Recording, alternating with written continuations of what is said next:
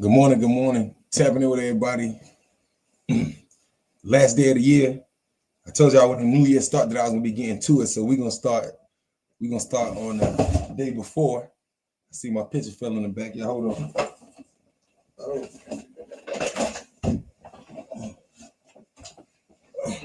But good morning, man. Last day of the new year. Figure we start out right, get some information. Your host Willie Walker, Organic Minds Podcast, episode 15. When we get to starting tomorrow with a new year, when the ball drop, we'll be consistent doing these combos every morning. And so for everybody that love to tap in, we get back consistent and doing what we supposed to do. I want to say shout out to everybody who on this morning. And y'all know how we do. We get it started. Today we're going to have a good conversation. A couple things we're going to tap into. We're going to talk about this white professor that made a lot of people mad when he was in college, but he was telling the truth about history. And we're going to build on that. We're going to also build on, we're going to start with talking about King and the issue with King and FYNESS and how this is important. Because I kind of sat back to see how it was going to play out before I said anything. So we're going to do that. We're going to deal in that manner. We're also going to deal with, let me see what else we got on the board. Let me move this one. And we got certain things about ancient cultures, right?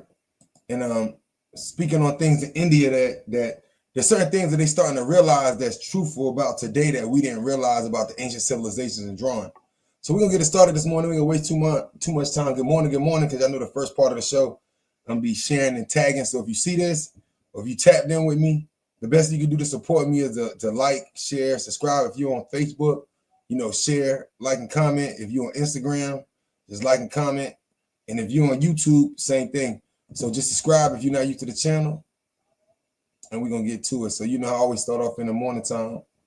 Let me make sure I get Instagram going.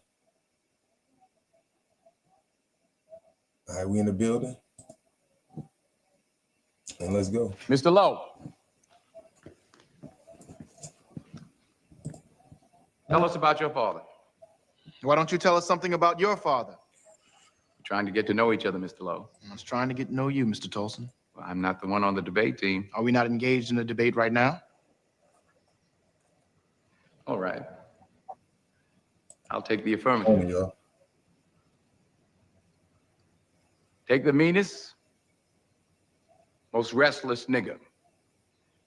Strip him of his clothes in front of the remaining male niggers, female niggers, and nigger infants. Tar and feather him. Tie each leg to a horse facing in opposite direction, set him on fire, and beat both horses until they tear him apart in front of the male, female, and nigger infants. Bullwhip and beat the remaining nigger males within an inch of their life. Do not kill them, but put the fear of God in them, for they can be useful for future breeding. Anybody know who Willie Lynch was? Anybody? Raise your hand. No one? He was a vicious slave owner in the West Indies.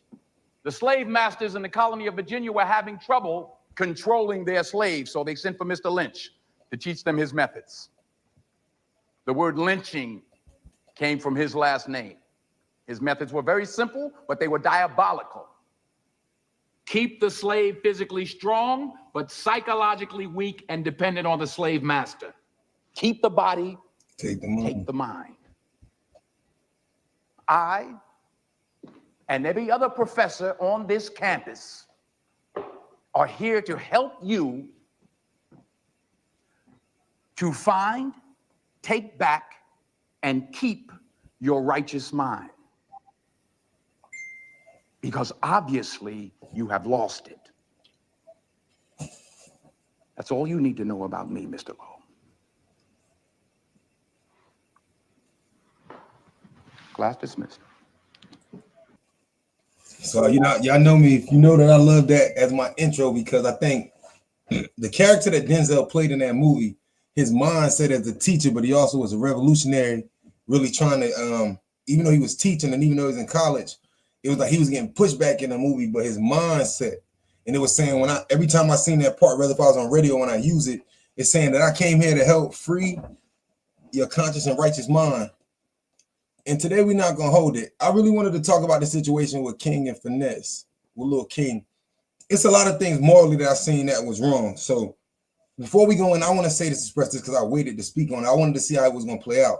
So when I was watching King talk, the first thing I noticed was within the first day, I knew that King was going to hurt himself more than he was going to help himself, right? Because I heard a lot of people say, he a kid, which is true, right? And Finesse an adult. But I heard nobody talk about how we live in a world on social media now where you see somebody like King, a young guy like King, and you got to start asking yourself questions, right? You can't just say, oh, it's going to be all right. You know what I'm saying? You can't just be like that with King, right? And let me get him on the screen.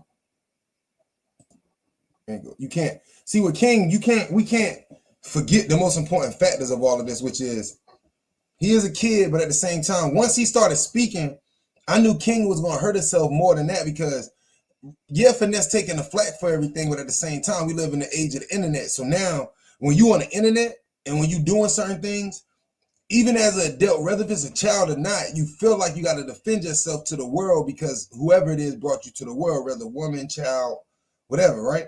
He felt like he had to defend himself. And I like that Finesse did break down a couple things about how Finesse was like he was wrong. He realized like, man, he a kid. I got to let him do what he's supposed to do. So I always felt like Finesse he was as much as he's trying to mature and grow in his own right, he got to realize that they got this kid from Memphis. And I did a little bit of digging and found that the King, he was like his brother. And then I guess his older brother got killed. So that was his influence. When I first seen King years ago, I always thought that King, he has a gifted mind. That's why he can catch on to all of the lingos and how he talk like an adult. But when you give a gifted mind low energy instead of feeding it what it needs, you're going to get King. And I'm not knocking King, meaning that when you got somebody that's his age from the jump that can talk the way he talk and can hold conversations with adult. I told a lot of women growing up and a lot of people I know, kids like that, like, yo, that shit cute to y'all. But when they get like 9, 10, 11, 12, they get completely out of hand because they've been walking around vocalizing how they feel and having the same authorities and freedoms as an adult.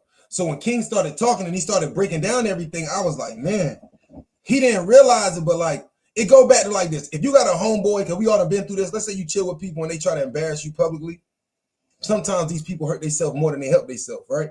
Sometimes you could be trying to embarrass somebody so much that you hurt yourself. So if you rocking with somebody and everybody in wherever you from know you through that person, and then you get mad and you flip out, and then you go online and you flip out on a person and everybody know you through this person or through other people, you hurt yourself because other people be like, well, damn, if you do that to bruh who put you on or somebody that helped you, what the fuck you gonna do to me? Right? And that's where it happens. And as he was talking, as we gonna play, he was telling on himself. Like he was telling on Finesse. But meanwhile, that mean if I had you around me, my family, my peoples, my homeboys, anything we do around you, you get mad, you possibly could tell on us. Right? So that made King look better. Everybody's like, yeah, he a kid. Nah, but he's still in hip hop. And when we dealing in our culture, any type of culture, when you talk about telling is one thing, you a kid, but when he telling on like, yo, let me tell you about that chain, and we gonna see, watch. Sugar, and then he got a nigga named Lil Eddie around him. Lil Eddie tried to do something with Sugar Daughter. He asked me, have I ever tried something with Sugar Daughter? I'm like, never. I ain't on that. I look at her like a sister. No disrespect to Sugar Daughter. I look at you like a sister. It's all love over there, man. Happy Christmas Eve, man. I'm sorry I had to bring y'all. I'm sorry I had to bring this to y'all for Christmas Eve. I just want to let y'all know, man, I got away from him, man. He was abusive. He wasn't giving me nothing. He said he gave me $5,000 every week. That's a lie. I never got nothing every week. I get $1,000. He give me $1,000 just to here and there. I never made my own money with him. Like when I was with this, I made 100,000 with Hustle. I've been with Hustle for 3 days. I done made 100,000 already. I ain't got to show that to y'all. I ain't gonna show y'all nothing. Y'all ain't gotta worry about that, but y'all gonna see me pop out. But man, all the stuff that he's doing, I did that. Those pills are fake, and that is a BB gun. That is cap, man. And I hate that the image that he making and trying to make it seem like this, but everything he's saying is not real.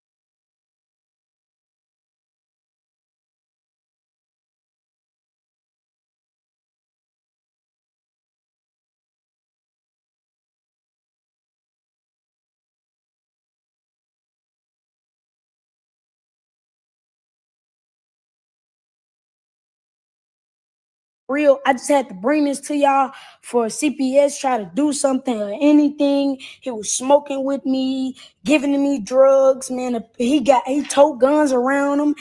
Don't supposed to have guns around him. Sugar, she be having guns. Yeah, I got on one time we was in if you look on this video, I can't go to jail. If you go back, they got on high speed chase, and I was in a car. They didn't think about saying, "Hey, bro, let King got the car, man. It's a child, fool. Hey, fool, on some real, excellent man stuff. Hey, King, fool. Hey, let King got the car, fool. Y'all gonna get on y'all high speed, bro. Let King got the car." When we run out of gas, they surround the whole car. Woo, but everything was great. Long story short, everything was great. And I just want to address this to y'all. But I left away from around him. I want to make that clear. He never sent me back home. He be texting my phone talking about some whenever you want to come back and act like a child. Bro, why would you kept me off the internet, bro. Then you try to switch my image up. You came and got me for who I am. And then you're going to try to change me for who I am. I'm who I am. That's how the internet know me. And any people who looking at me as a bad kid, I'm not. I'm an actually great person. You got to get to know me, my nigga. And I hate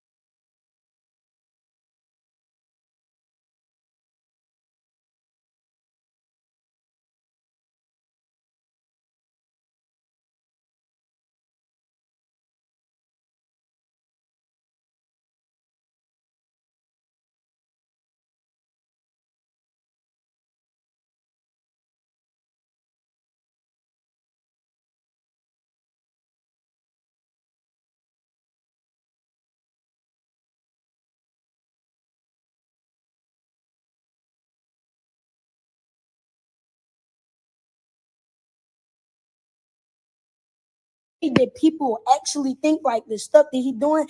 He did things for me, but he wasn't. I ain't get mad because he didn't buy me no designer clothes. He didn't even buy me no designer clothes like that. Niggas had to actually like beg him type shit.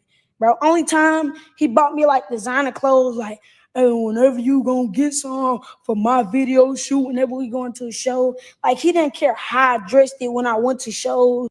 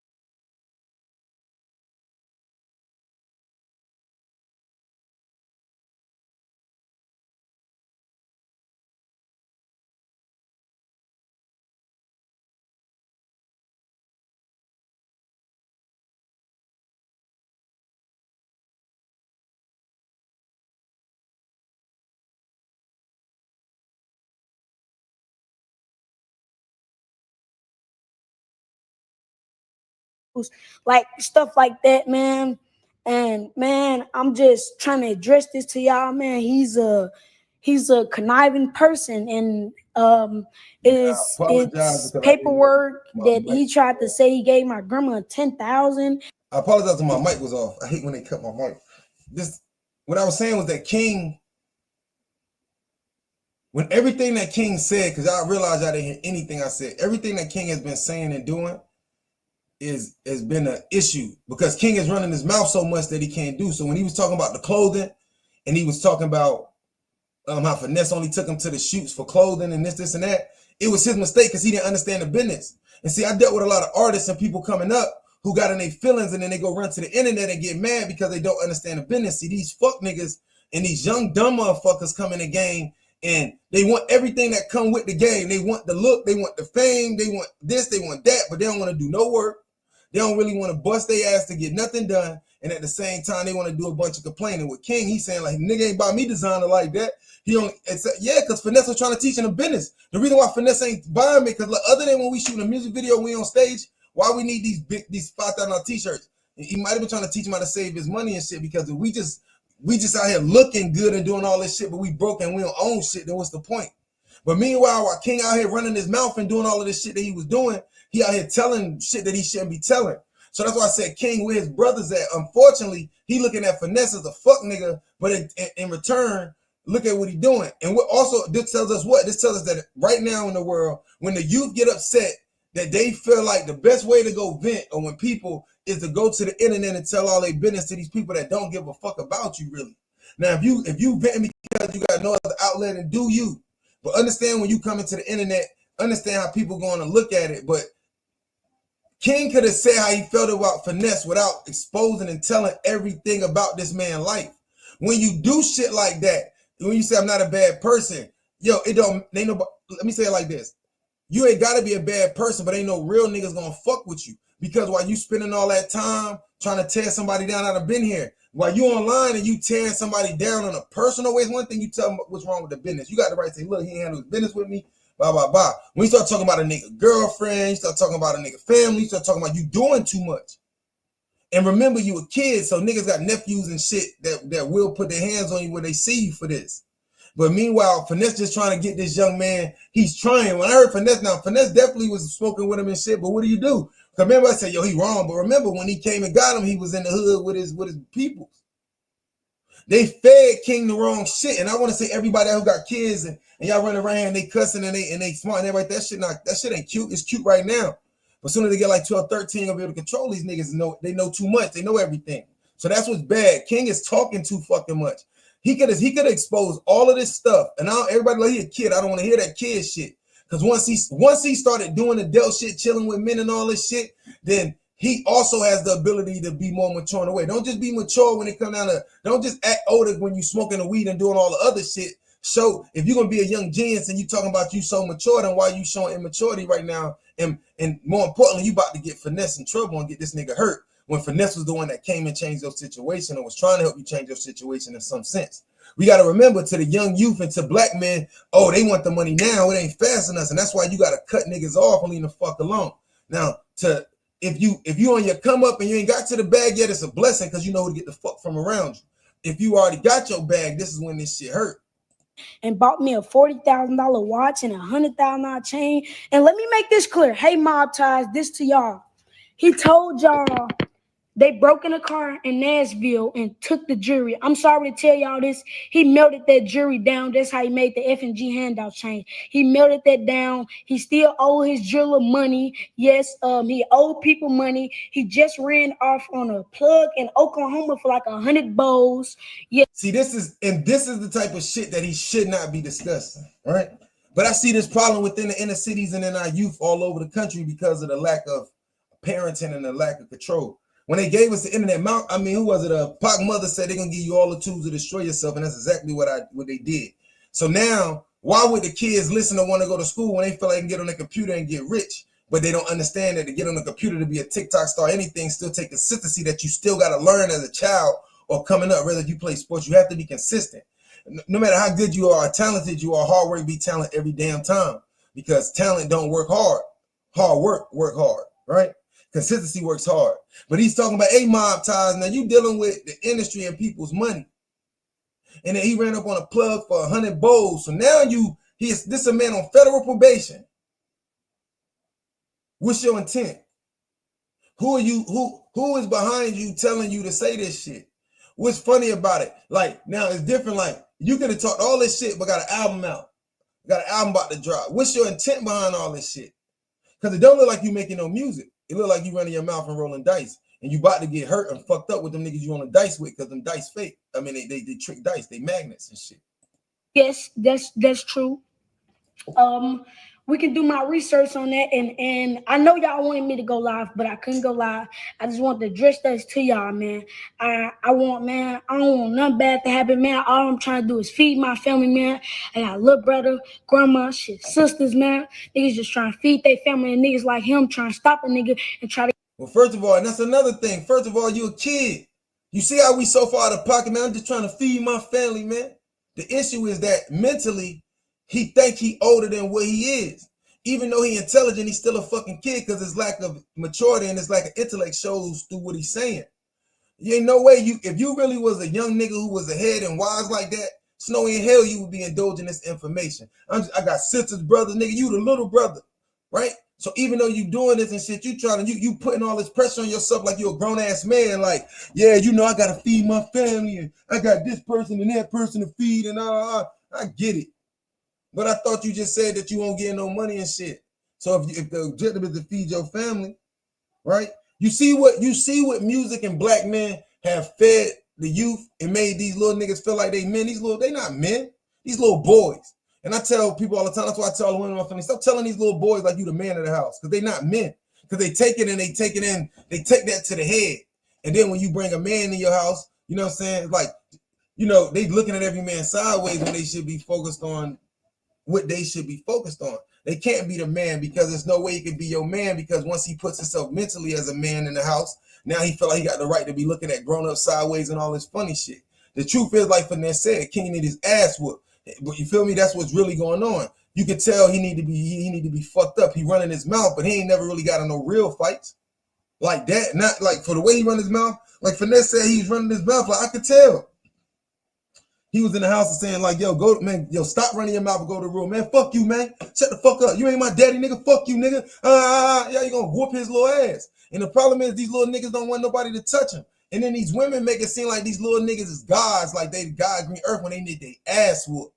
And then we can't even say they need their ass whooped. But then meanwhile, when these little boys grow up and shooting niggas all up in the hood where we come from in Jersey, and these niggas running through Carolina doing all this violent shit because they didn't get their ass whooped, I blame you. While everybody trying to discipline and do something, you want to fight and stand up for them. And if daddy in the life and daddy a coward, like, you know how many, I'm going to say this, in the last year when I was out there working, yo, you know how many 18-year-olds, 16 to 25-year-olds that told me like, man, my daddy a bitch. Talking about how they pump their daddies and they daddy backed up. And that's why I told them, like, yo, that's why I said, bro, at the end of the day, as a man my age, even though I look younger, I be about ready to run in y'all shit. I'm waiting for a young nigga to do some stupid shit. I'm gonna run in his shit. Because I understand they have no respect for authority. And remember, show me the youth and I'll show you the future of that nation. So if we looking at these young niggas, we in trouble. Because they don't offer shit. They don't give a fuck about themselves. They don't give a fuck about nothing. You know what I'm saying? They don't even understand niggas running around here drinking syrup, like, and they got the nerve to think they real niggas. No, y'all fiends, my nigga. And nobody telling y'all. If once you know it's heroin and niggas still drinking this shit, it is what it is. Good, bad, and different. But nobody want to talk about the hip-hop because the culture done turned all the women to prostitutes. That's what I always say. But look at the byproduct. The little kids trying to be grown. A lot of the women, they out of pocket. The men, they gay and out of pocket, acting like little kids running around here doing a bunch of foo-foo shit.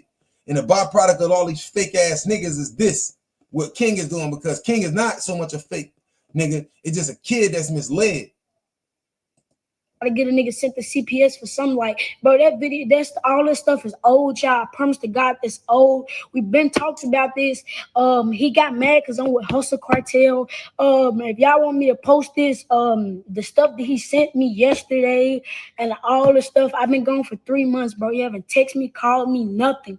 Like, he haven't texted me, called me, nothing. When I get with Hustle Cartel, he was just doing this. Like, when I was just with my dad, bro, my dad, I don't think y'all know him, but he's great. Don't look at him like a bad person. Like, he's a great dad. He get his responsibility, and I hate that he's trying to do this, because you don't send your kids nothing, and you be beating on Sugar. You beat on Sugar, and you have Sugar over there crying whenever you go cheat on her. Let's keep it real. Hold on now. I gotta just think, like, let me just think in my mind for a second. Then you got mad. You took the chain when I went out with Bag them. You told me stop going to the locker room with Bag them. You was hating on Bag them. Then when I tried to go in the locker room with Fat them to see my little nigga Buckley, shout out to Buckley forever, my brother, we locked in. You was hating on Bag them, like, hey man, stop going in there with them niggas. And I think y'all remember I went. See, I don't think he was hating on bagging them. But see, this is what I'm saying. For all my motivated people, all them artists and motherfuckers get into that bag, watch who you have around you from kid to adult. Because this is what I mean, lack of understanding misguided. Look, like I'm telling, look, little nigga, stop going on in locker rooms where they look at you like you a groupie or something. I know you got your homeboy, but don't be so quick to run up to people you know and run in them locker rooms, because this shit gonna bite you in your ass. When you get older, let's say 5, 6 years from now, you're 16, 17, and one of these niggas play you and publicly or put something out and joke you and clown you. Now what you gonna say? They gonna have something, have videotape of you running around like a groupie or some shit. You need to be thinking about this, little nigga. I'm trying to protect you, and you run out here mad. Stop running all these locker rooms, because if something go down, you know what I'm saying? We gotta run past to get to you. You know what I mean? Like, little nigga, you a star. You ain't got to do all that. Let them come to you too, because it's your time. You know what I'm saying? So just trying to explain to it when you go in the building. Don't, you know what I'm saying? When you see these people, like, it's stuff that bruh seen too. Not everything. I'm not saying FYNESS was perfect, but it's like we still taking the word of a child who clearly doesn't understand the ramifications of what the fuck he's saying. This man has indulged enough information to get FYNESS sent back to prison and also to get killed. Went out with Bag at a Houston show, and he was like, why is you going out with Bag? Like, who you is, you prick? You want to go be with them niggas? Like, that's the type of time that he be on. And y'all, that's why I left away from around him. Half of the people who left away from around him know that he cut though. And y'all, whoever go around him, he wants straight yes men. He want yes men around him. And I just want to address this before it get anywhere and try to make me seem like I'm bad and my people them bad. This is not. This is everything. Now, king a kid, but I will say this: when I hear people say stuff like that, then that means that if you've been around for some time, then that would make you a yes man. When you be around people a long time, be like, yo, bro, all he want is yes man. He don't want no real niggas. Well, then the question is, are you a yes man? Because that's what you was around. But we don't think about that when we going through our shit with people. We just be mad. And he said it like, oh, let me think. Like, he just looking for shit to expose. Because this is why I say we fail. As black men, look at what he's doing, because all he's doing is mimicking what he saw from us as men and how we handled our problems and situations, right? His mannerisms and everything, the lingo, the mannerisms, everything he's doing is what he has seen on the internet people do. But he also didn't notice that a lot of them niggas got murdered too. So this is our fault, because look at what we raising in the culture. I need to just make this clear right now, because everything that's going on, been doing this around him. He's just trying to make this seem like. And I want to say this because this is a perfect example. Just because you do hand gestures like a man, just because you talk like a man or adult, just because you can cuss like an adult or a man, just because you got certain lingo, it don't make you a man. Because while he doing all of this shit, we talking about a kid that's like 3 feet tall, who this some real shit. Like, it's sad when I see this, because it just shows me that that's what we raising. That's what we on, right? I just started this, man. Bro, when you came and got me out off Tate Street, my nigga, niggas been doing this, bro. You smoked it with me. Like, come on, bro. We got videos of this. Like, and then I can show y'all what he sent me yesterday. Then I can actually. So I pull up on you, this hip hop, right? So when I meet you, you already turned out. You already on the block. You already thugging out of school, smoking weed, right? You got, like you said, don't look at my daddy wrong, your mama, but what was they doing? Because I came in on business. So if I pull up on you smoking blunts already on the porch, nigga, in front of your mom and daddy, they liable, not me. So, you know what I'm saying? Now he's sitting in as a real nigga, we be like, man, I ain't gonna pass the blunt to when you too young. But you don't got to. You over there pay. If y'all pull up, he done, while we talking or while he sitting down, he done smoked 3-4 blunts and he with his people.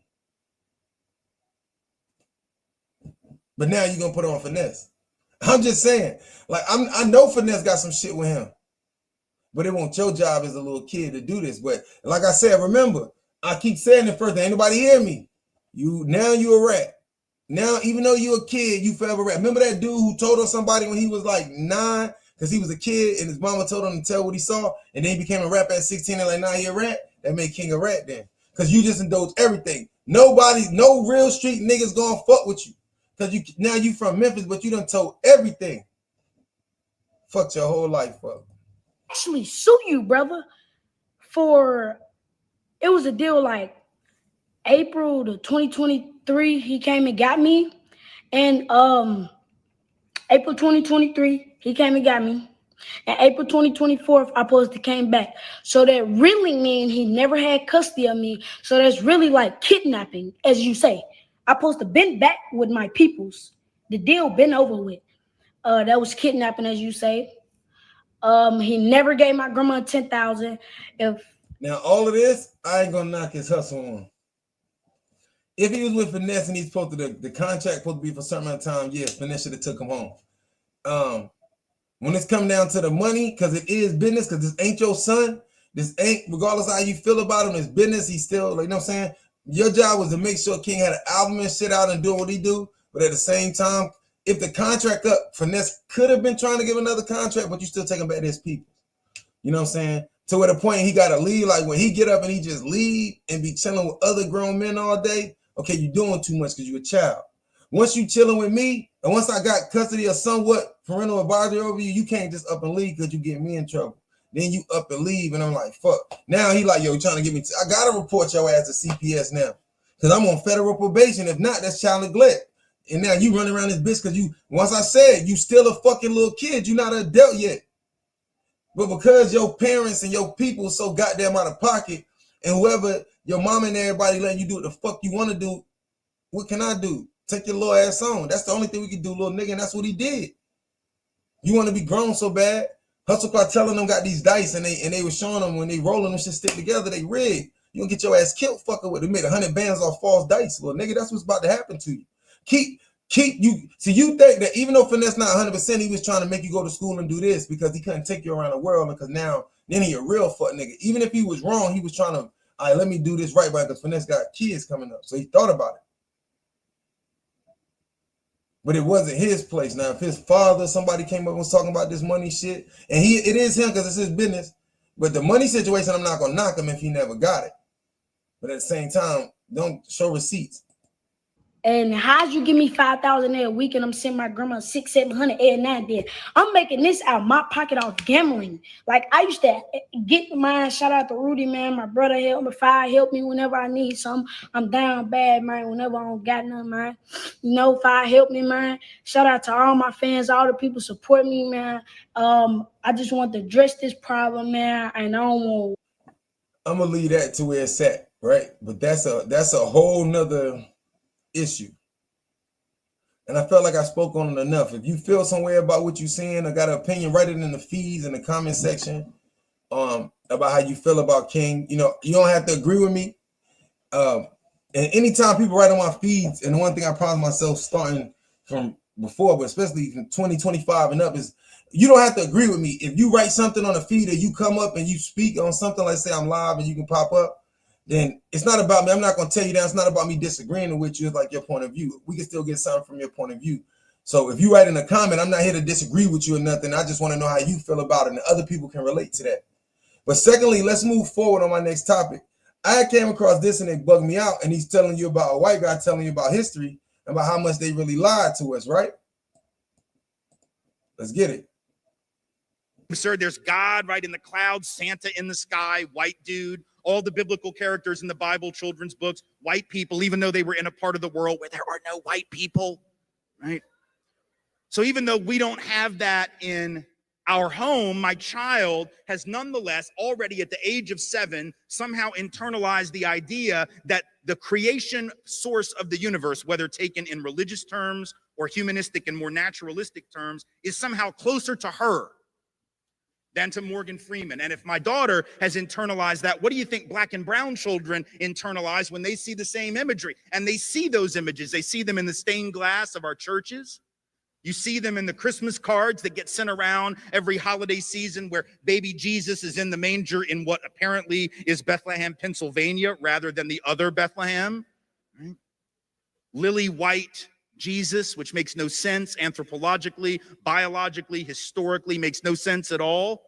But our children see those images and it can affect them. Now, if you were to try to break into my house, let me show you why I stopped paying for all my other sample libraries. This is Arcade by Output. This thing has samples.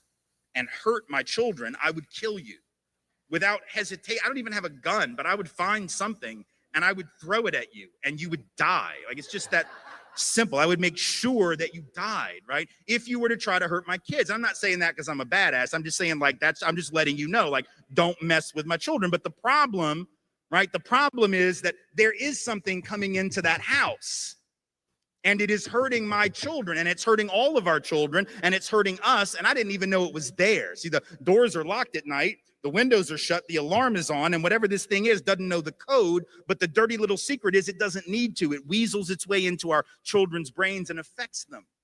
That's how I know that we've all ingested this poison. And we better own that if we're going to have an honest dialogue. It's not about feeling guilty about it. In fact, that's the beauty of it, right? If we've all been subjected to it, there's no reason to feel guilty. Brothers and sisters, ladies and gentlemen, I hope you're doing fine wherever you are today. As usually know, this is a presenter, Ginger Stories, and I hope you're doing fine this festive season. Actually, I want to remind you before jumping right into the video that be more kinder this festive season and practice giving. It's important in this festive season. You see your brother in a problem, help them. You see somebody suffering, help them, because this is the season of giving. You know, you can go visit children's home. You can do a couple of things. It's important. It goes a long way, right? Now, today's video, this is something that I want to discuss. A couple of things I've been saying in my channel, and especially when I bring black professors to say these things, some of us black folks, we don't trust them. We don't believe them. Also, some white folks will say that, oh, are you black supremacist? Oh, you know what, ABCD and all those stuff, right? Now today, I'm having a white professor who is going to say things that I've been saying, things that our black renowned professors have been saying for the longest time, but people don't care about them, right? People are questioning them. But the same things, if a white person says or a white professor says, now people are taking them serious. And I feel like that's our problem. And now for you to believe what we are always trying to say, I want you to watch this video. Yes, I want you to watch this video. Don't judge me, because I'm only reacting to this video so that you and I can get to learn. Actually, what I'm doing is just facilitating everything which is happening. And it's upon you and I to learn through this video, because whatever this brother is going to say, it is the truth. And it is something that is embedded in the system of the United States. And it's time for us to get to learn all these problems. It gets us starting to know why did rain started beating us black people? Why is it that we are the most discriminated group of people in the world, right? So buckle up for this video. Is by this brother called Team Wise. Most of you have seen him, most of you have known him. He has done a great job in talking about race issues in the United States and how there is huge disparity between the two groups. I hope this video serves you right wherever you are. This represents Ginger Stories, and I'm hoping you learn a lot from it. Until then, let's dive right into the video. And if you're watching for the first time, kindly subscribe, join our membership, and really get to see what we can offer you. If you feel like you want to support us through a Cash App account, we'll most definitely appreciate. Go check it out on my bio. I'll most definitely appreciate. Let's jump right into it. I'll be back. because we could not have helped but ingest it. The question is, what do we do now? How do we take responsibility, which is not the same as guilt? Responsibility is what you take because of the kind of person you are. Guilt is what you feel for the stuff you've actually done. Those are two different things. We take responsibility for things even when we're not to blame for them. So that's the first piece. The second piece, the systemic piece, right? Our inability or our lack of willingness to admit that there's also a systemic element to racism, that it's not just about personal prejudice. If it were, it'd be so much easier, right? Because we could just educate people out of their biases, right? And we could somehow undo their personal stuff and everything would be fine. But there's a bigger problem, and it's systemic. It's the way that policies and practices and everyday procedures reinforce inequality between different racial groups, even if there's no overt bigotry in the room. What do I mean by that? Let me tell you a story to make that point. And it's a story about my own life. I am from the South. I grew up in Nashville, Tennessee. I've lived in the South all my life, 10 years in New Orleans, the rest of it in Nashville. 5 months in Houston, but we don't talk about that. No offense to Houston, I'm just saying, like there are reasons and we will not discuss them. So growing up in Nashville, I went to school in public schools at a time when they had really just become truly integrated. That may seem sort of hard to believe because theoretically, right, the Supreme Court outlawed segregation back in 1954, but as was the case in Nashville, so too was it the case all throughout the South, that very few school systems actually moved toward real desegregation for about 20 years. So it was 1974, the year that I started first grade, that the school system in Nashville was actually truly integrated all the way down to the first grade level. And so by 1979-80, my fifth grade year, right, there were a lot of teachers in that system that had been in there for a really long time. Like they had been teaching since the days of segregation, and they were the kind of people that really preferred the days of segregation, right? So they didn't like having to teach black kids now, but what they really didn't like was having to teach white kids who hung out with black kids. And that was me. See, I told you before, most of the time when we say we have black friends, we're lying. In my case, I pretty much didn't have anything but black friends for the first several years of school because I went to preschool at a historically black college when I was 3 years old, Tennessee State University early childhood ed program. So most of my peers were black kids. So when I got into public school, that's who I was hanging out with. That's who I played ball with. That's who I played on the playground with. That's who I sat in the cafeteria with. And there were teachers who not only didn't like the black kids, but really didn't like me, particularly because of my affinities, both culturally, linguistically, and artistically with black folks. These are the early days of hip hop. And I was that kid. Like I was the white kid that hung out when we would have like rap battles. And I'm not going to do that shit now because it would be tragic. But in those days, like 79, 80, you could be really bad at that in Nashville and you were still the best on the block, right? Because it was Nashville, it wasn't Brooklyn, it wasn't the Bronx. New York homeowners, if your roof is leaking, damaged, or even if it's just old, you can save anywhere from $5,000. Right? So the teachers really had a problem with who I hung out with and the music that I listened to and who my friends were. And there was one particular teacher, Mrs. Crownover, who was most offended by it. And so one day I get a report card. I have a D- in a reading class, which was what she taught, right? And my mom freaked out because reading was like the one thing I could do, right? If it was a math class, she would have totally not even blinked. She'd have been like, well, at least you didn't fail, you know? Good for you. You got it up from the F last time, you know? But in this particular case, I've been reading since I was like 2.5, right? So she sort of freaks out. She schedules a parent-teacher conference. She goes to talk to Ms. Crownover. And within about 30, 45 seconds, she realizes that grade had nothing to do with my actual effort, let alone my attitude, let alone my ability to read. It had to do with my social circle because Ms. Crownover looks at my mom within the first minute of the meeting and says, any white parent that would send their kids to public school in this day and age, meaning an integrated day and age, obviously isn't fit to be a parent. They've lost their mind. This, by the way, is not what you want to say to my mother. So within a day or two, she organized with some other parents, and within 2 or 3 or 4 days, she had very directly and unceremoniously made sure that Mrs. Crownover was relieved of her income and her professional duties from there on out. She was forced into early retirement, as she should have been. So good for my mom. On the one hand, that's great. We got rid of the bigot. But remember, I told you it wasn't about individual bigots. It was about systems. And so here's the problem. Even as my mother took action, as she should have, to remove this racist from the classroom where she had no business teaching, right?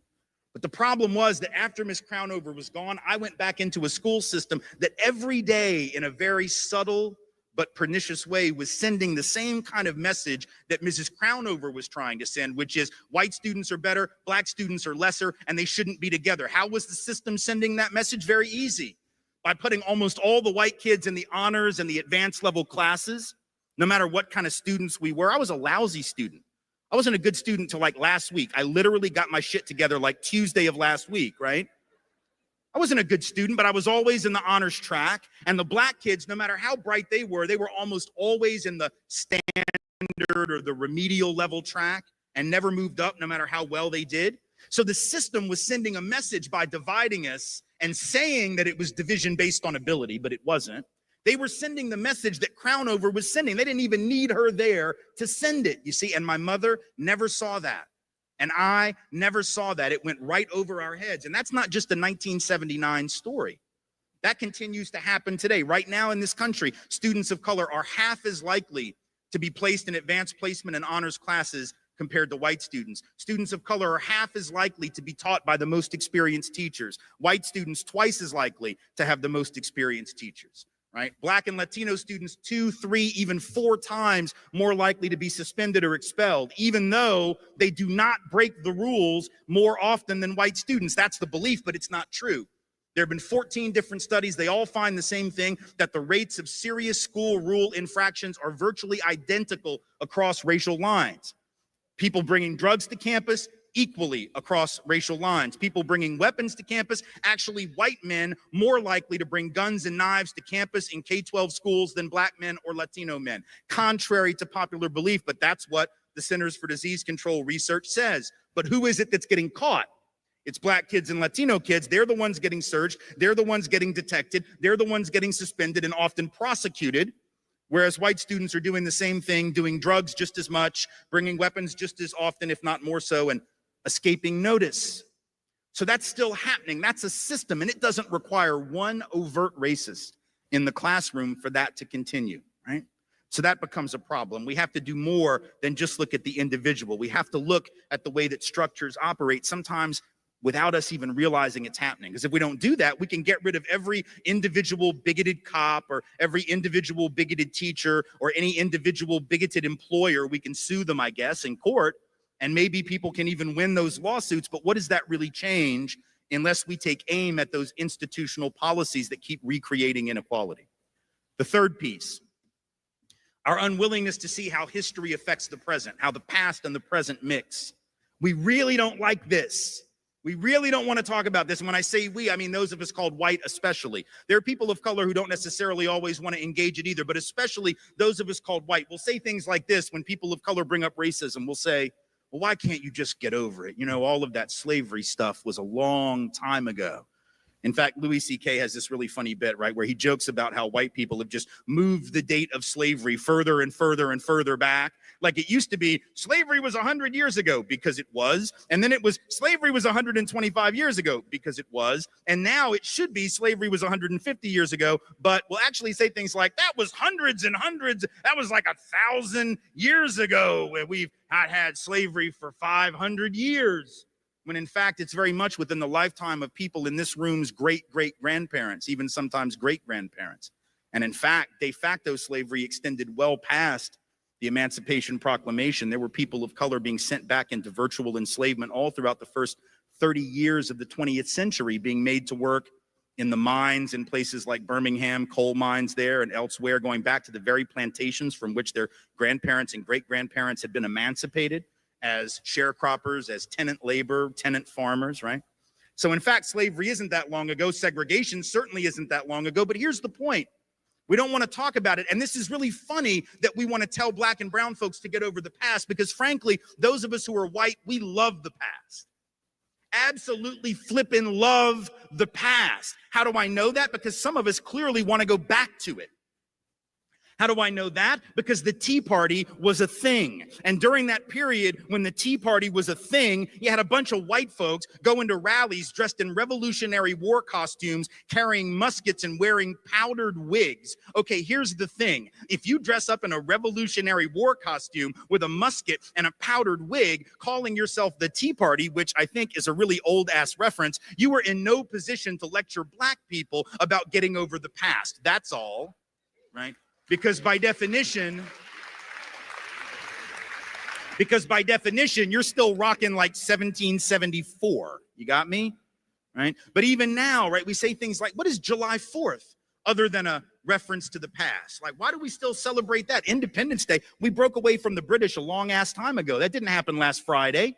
So why do we still set off fireworks every July 4th, right? I dare you to go up next Independence Day to like the most patriotic guy on the route, you know, with the red, white, and blue wardrobe, because that's an awesome wardrobe palette. And like a big I Heart the USA button on his hat, like flying a flag, blaring Lee Greenwood from the back of a pickup truck. I dare you to go up to that guy, tap him on the shoulder and say, yeah, this is all really nice. This is great. But when are you going to get over it? Hope you have running shoes on, because he's going to chase you. Although he'll probably have had enough, you know, slices of mom's apple pie that he won't be able to catch you. But my point being, we love the past as long as it makes us feel good about ourselves, right? When a current presidential candidate says he wants to make America great again, it's a reference to the past, right? It's a reference that says we want to go back to when things were great, but only great for certain people, because the time that's being remembered so fondly wasn't so great for everyone, right? So we love the past as long as it venerates us. We just don't want to deal with the ugly, but that's not how history works. You got to deal with the good and the bad and everything in between, right? And we know that, don't we? Like on a personal level, we know, like, put aside politics and race, just like you as individuals, right? We all come from families that are jacked up in one way or another, right? We all have dysfunction. We all have really messed up stuff in our families, some of which we talk about, a lot of which we never talk about, right? And the fact is, if you ever want, just as an individual, to move past your past, you have to confront it. Whether that's on a therapist's couch or whether that's with friends or a lover or a spouse or a partner, whatever it is, you've got to be willing to confront where you come from in order to get to the next place that's better. But we don't want to do that. We don't do that as individuals, and it eats us up. And we don't do that as a country, but we have to do that because the past affects the present. Inertia isn't just a property of the physical universe. It's also a property of the political and the economic universe. And here's how I know it's so important. Again, a story involving my own children, about why it's so important that we know our history and are able to articulate that and the dangers of not knowing it. So as it turns out, our daughters are both dancers. And Hello guys, welcome back to the channel. I just hope that you've learned, you've seen, you've heard for yourself. Whatever this professor was trying to say, Tim Wise has been known for talking about race issues in the United States, and he addresses issues that I believe that it's important that most of us need to learn, need to understand, because it is the truth, and it is high time we find a person who calls this out. And I also congratulate the Black professors who have pioneered, who have championed this, talking about this, so that we all can get to learn, so that we all can get to understand that these things happens to Black folks. And now, even you as a white person who is watching this video, you might ask yourself, what part am I not doing, or what part am I doing to harm Black folks? Not even Black. It's all about being human being. It's all about being a human being, because this is something which we need to talk about. And as much as I understand the media might not want us to talk more about it, oh, I know it's about race and racism, and so it's not interesting. It doesn't look appealing to the audience. Oh, you don't need to talk about this. But I feel like this is an important subject that you as a white parent, you as a Black parent, you need to teach your kids to understand, to live with other people who don't look like them. Remember, no one is born racist, right? And it is the environment that people comes from that teaches them that, you know, oh, I'm Black, you know, oh, I'm white, and there are certain advantages that I have that some folks don't have, right? So this gives you a chance to teach your kids, to make them understand the system. And I believe what Dr. Tim Wise is trying to say, he's telling the truth.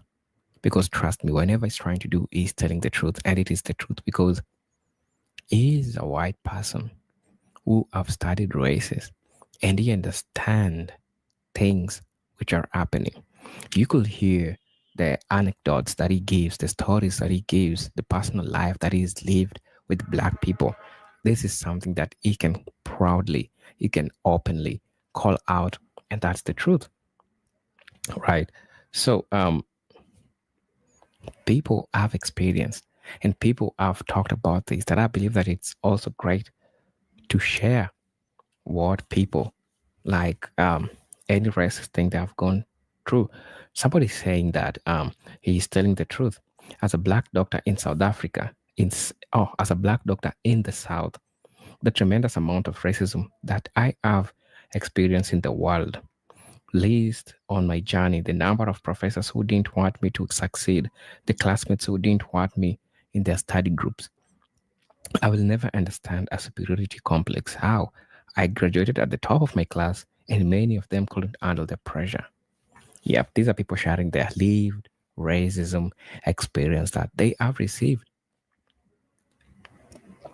Somebody saying, I was raised to be not racist. This is, and it's glad that this is a white man. It's called Ben Sieba. He's saying that I was raised to be not a racist, but it took me moving to a truly integrated neighborhood as an adult and I working in very, very diverse school district for me to recognize that my internalized racism. Growing up in America, we have all internalized racist messages and images that permeate every level of American culture and society. It is so damaging, so unhealthy. We all carry these internal walls that will divide us and make us feel uneasy and afraid. Until and unless we can recognize this within ourselves and recognize the systems that perpetuate this, we will never heal our society. And until those of us in place of white privilege recognize and act recognize and act upon our responsibilities to address racism, the personal and systemic, these will not change. This is the damage, the original sin that still festers at the heart of America. Because I usually say that first, it begins with you accepting that you are perpetuating, that you are supporting the system that has embedded this in its culture, in its norm, be it in schools, church, everywhere, because Black people have an history of people being racist against them, even inside the church. And this makes you question a lot of things, including religion, including people who are in the church, right? Somebody is also saying, I remember having a conversation a while back with my daughter, who is 25 now. She was put in an honors class in elementary school at Madison in Phoenix, Arizona. She told me that she was the only dark-skinned black girl in the class, and her teacher, Mrs. Ebram, hardly ever picked her when she raised her hands and also placed her in a table by herself in the back of the room. She was a high-performing and well-behaved student. She was no reason for teacher to do that. She was so young, she didn't understand that she needed to tell me that. But when she got older and thought about her experience, that's when she told me. I was furious. Yeah, if people could just open up, there could be a lot of stories that people could be giving relating to this, because people have stories of racism that they have experienced. And I think that it's important that we having people that bring these topics and we talk about them. So I understand it begins with knowing what the problem is. And I'm glad to see, even if it's few white folks who recognize that remaining silent in a situation of injustice makes you a complacent injustice as a person who is remaining silent to this situation. Somebody said that my mother also expressed this about the script. I will say this, and I'm not gonna keep playing this video too long. I thought it was interesting because anytime we can get a true perspective and a mental understanding from people that's not of our culture, especially from those of who we call white people, Europeans, when they can express the true history and how they see it, and how it's brainwashing people that look like them, and how it's affected the people that don't look like them, and how the mindset and how it's just not fair. It's always a blessing to be able to see those people that's not afraid to stand up and say that. So for all of those people like me who speak and say all of this stuff, nobody can just be like, oh, bro made it up, he and his feelings of this revolutionary black power, all this. They can't do it. You know what I mean? So I just always like to show that. And I thought that the African guy was just giving a simplistic understanding of where we're going. So one of the things I want to talk about now was this is finally researchers found shocking link between ancient India and South America. You know that I said starting this year, we're going to be doing a lot of talking about the Americas and just digging and finding out what's real, what's not really true, what they misled us about. So this just feeds into that. Far away, in a far distance of the weapon from heaven, the unborn child in the mother's womb died because they were all infected by the rays of gods.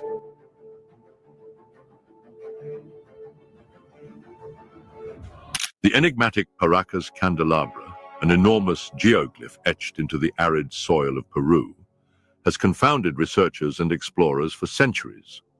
Stretching nearly 600 feet across a rugged hill overlooking the Pacific Ocean, its striking resemblance to a trident has led to fascinating theories about its origin and purpose. Intriguingly, the trident motif also finds mention in the ancient Indian epic, the Ramayana, sparking curiosity about a profound connection between the advanced civilization of ancient India and other ancient cultures around the globe. Could these distant civilizations, separated by oceans and time, share a common thread of knowledge, technology, and spirituality? And could extraterrestrial beings have played a pivotal role in this mysterious narrative?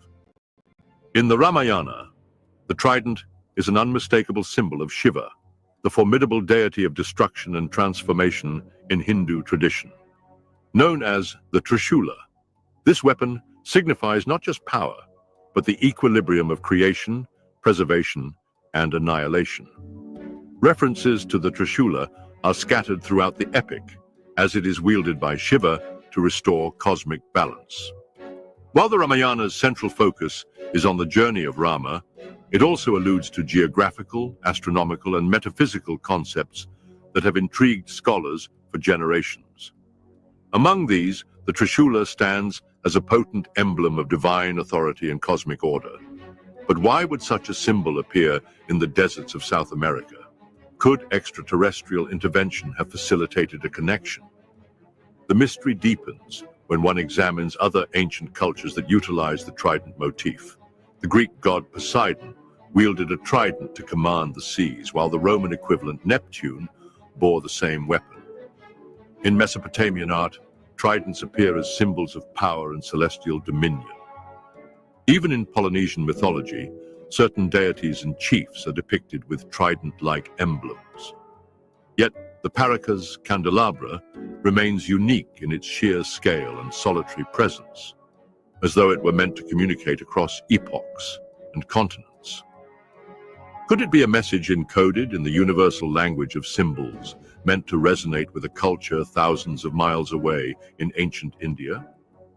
Or could it be a signal for beings from beyond our planet, intended as a marker of communication or alignment? Some scholars propose that the trident's recurrence points to a shared repository of knowledge among ancient civilizations. One controversial theory posits that advanced seafaring cultures in antiquity could have established contact between distant parts of the world. The ancient Indian texts, including the Ramayana and the Mahabharata, make tantalizing references to vimanas, flying chariots, and sophisticated navigation techniques. The Vedic texts even describe advanced astronomical calculations, suggesting an understanding of the Earth's dimensions and celestial mechanics. Such technologies and knowledge might not have been solely human in origin. Ancient astronaut theorists argue that extraterrestrial beings, revered as gods or celestial messengers, could have shared advanced technologies with these civilizations. Is it conceivable that the trident symbol, carved into the arid landscapes of Peru, is a marker left behind by ancient travelers from another world?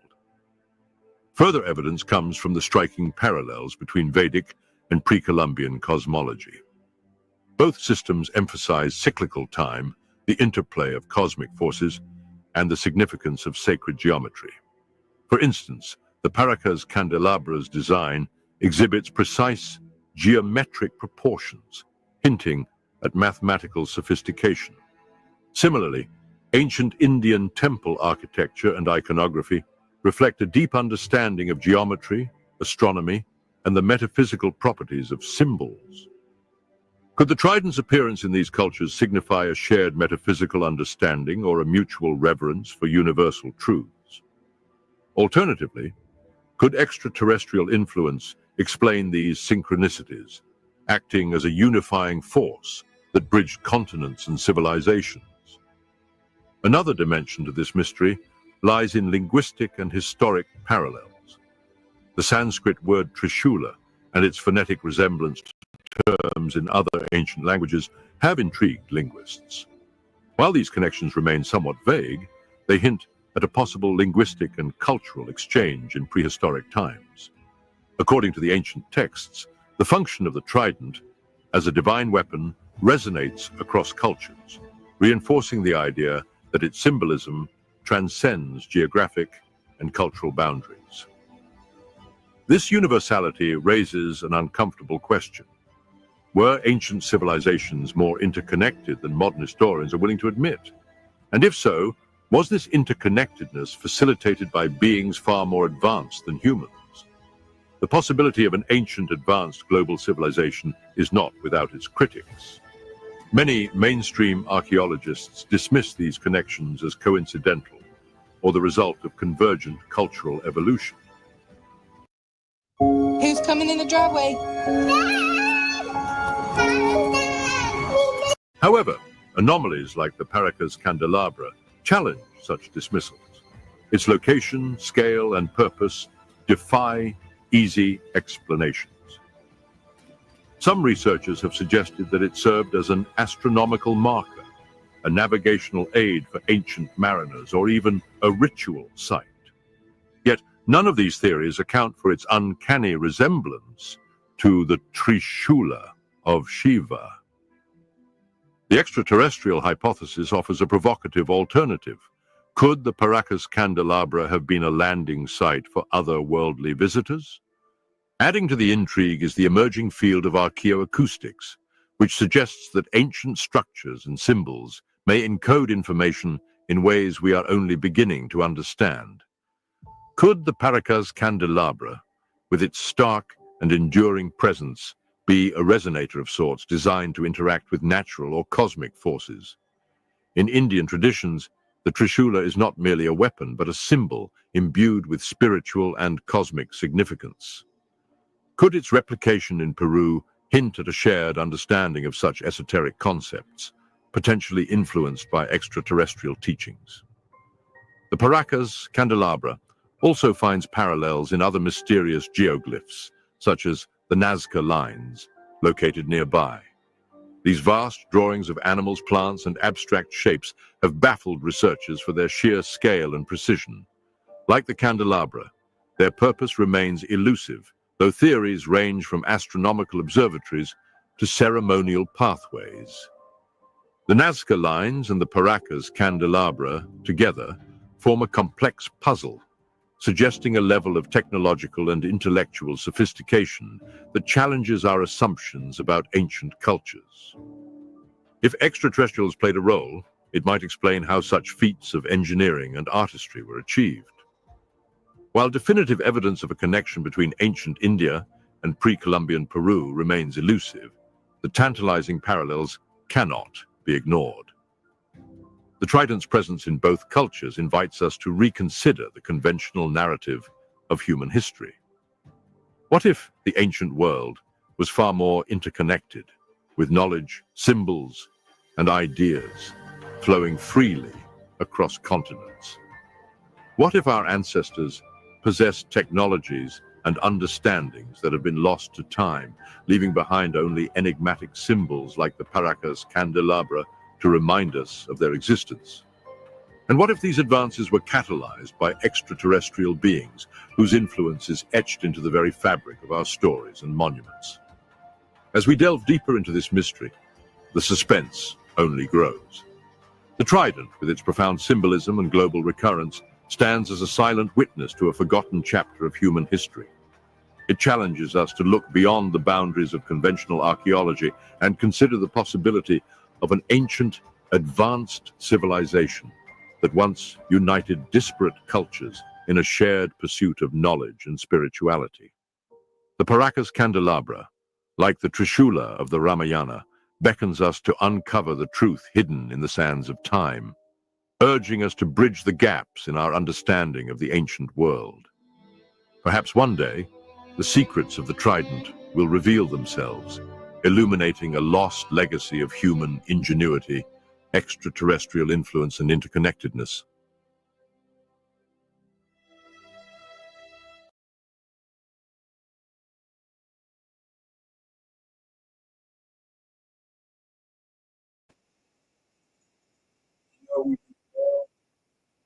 All right, so I didn't or really get too far off. I just wanted to get y'all in the mode because really starting tomorrow, the most important thing is where I really be up here every morning, just like when I was doing the morning combos. Let me make sure this is right. That's the most important thing. And it will be more personal, more interconnected and talking. Right now, I've just been kind of getting in the flow, trying to get everybody in a rhythm. Let me see my camera of what we doing.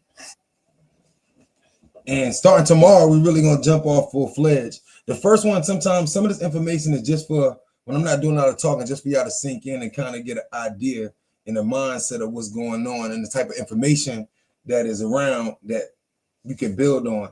Because the only thing that we really genuinely know as people that's open-minded and thinkers is that, being organic-minded, is that our job is to collect a bunch of information and try to cipher out truth from lies and try to see the consistencies in multiple stories from multiple places all over the earth.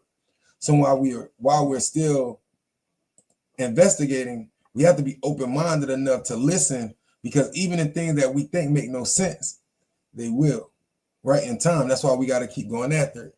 And especially what's going on in New Jersey right now with the drones, and it's not just New Jersey, there's sightings all over the world. So it's that question that I've always asked. And matter of fact, before we go here, let me see if I can find that. Are we being invaded?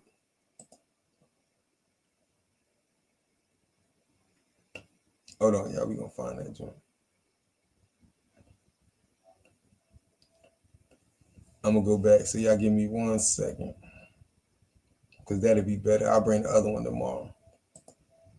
In that habitat, right? On the hospital, if you're going through a tough time, you're never going through this by yourself. We're in this thing called life together. You're never in by yourself. So look, and don't believe everything you see in these videos. Make sure you're going out here to do your own damn research. Have a mind of your own. But look, have fun with it at the same time.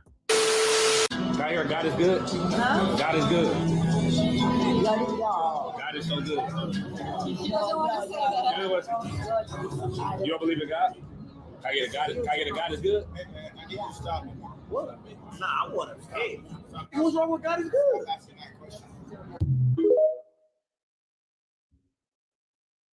I could love you, but if the shit you got going on around you could cause harm to me or is disruptive to my peace, I'm gonna have to let you go do that, because I'm over here. And I love you enough to tell you the truth. So this video was posted an hour ago. It is the most insane drone and orb video that I've seen, because we finally have a video that shows the drones and an orb all in the same video. So that's an orb. Whoa, is that moving quick? People have been seeing, taking videos and photos of either the orb by itself or the drone by itself, but we finally have both. So the theory is that the drones are the United States government's drones. It's our drones, but these orbs are the UAPs, or the anomaly that they're searching out. And the United States government isn't telling us why they have these drones out, because they don't want to tell us, oh yeah, hey, there's orbs floating around our atmosphere and we don't know what they are. But watch what happens when they collide. It's absolutely nuts that she was actually able to get this on film. Just watch. It's checking it out, getting closer. And there's another drone watching at the bottom. It's on it. Ooh, that, whatever it was, just shut down the drone, if that was a drone. It touches the orb and just crashes. Crashes. Listen to this.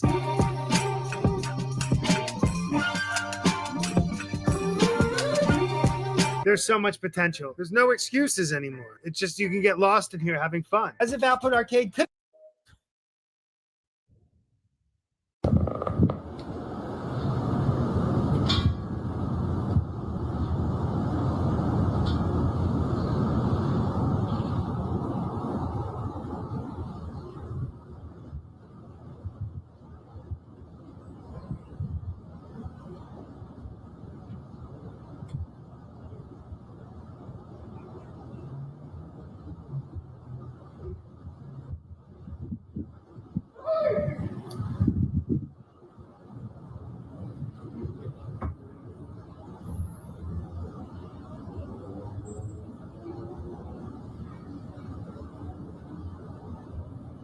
see that, Coach Q? They are all over the fucking place. What the fuck?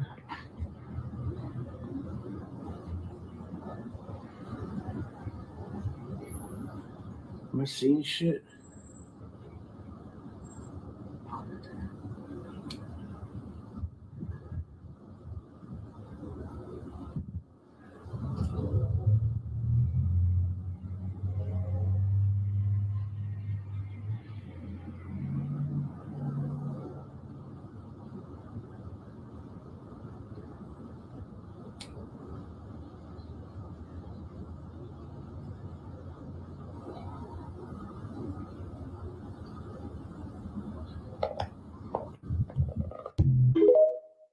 It's kind of like there was a whole mass, right? Like after a while, it kind of looked like they were all type connected. I think it was a lot bigger than just like a little star or something like that. Let me know.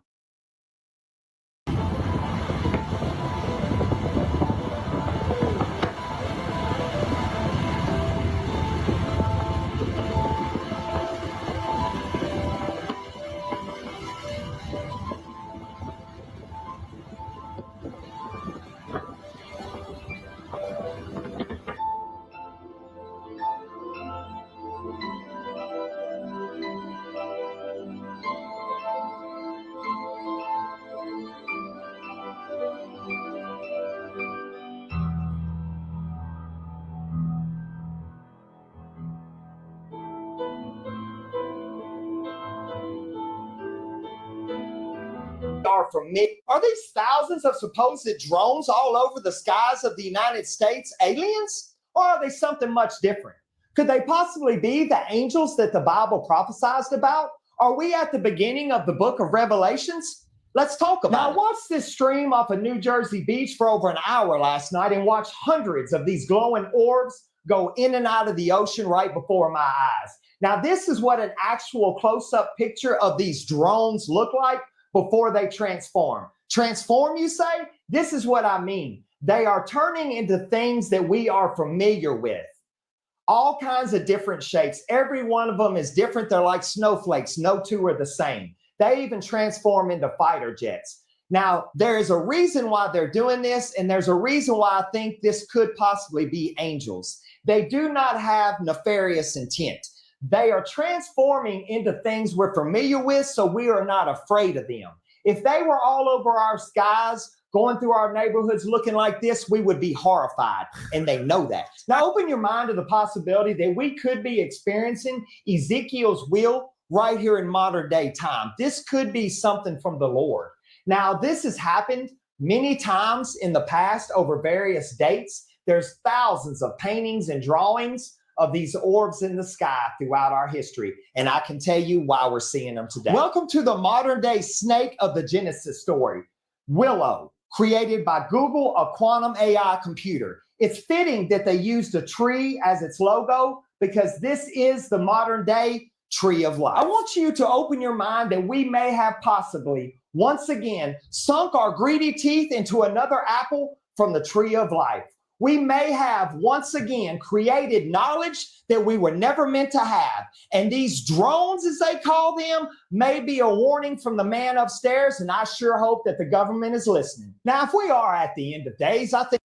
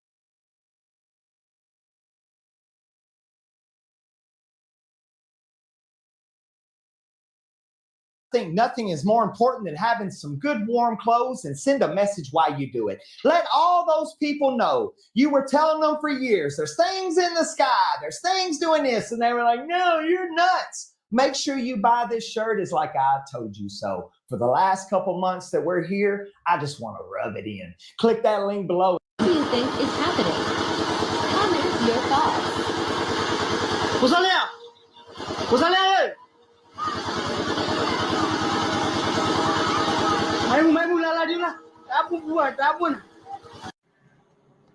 Okay, we're watching YouTube, and there's ultraviolet lights that do a specific thing. Yo, y'all tracking? Look. So I wanted to show you the blue lights that we have here in my town in Iowa. They like to put the blue lights on the off and on ramps to the interstate.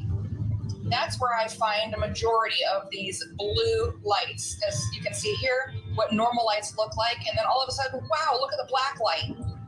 Wow, look at how it lights up the ground purple. Wow, look at that.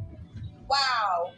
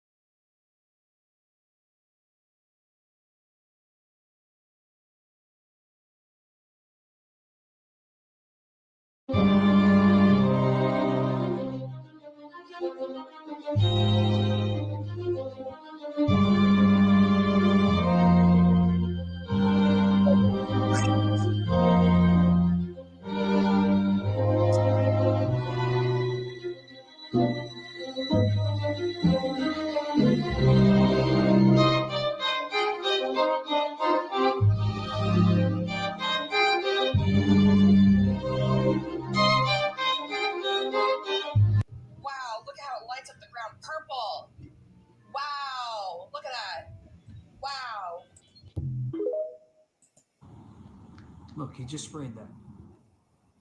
This guy. This guy just sprayed that.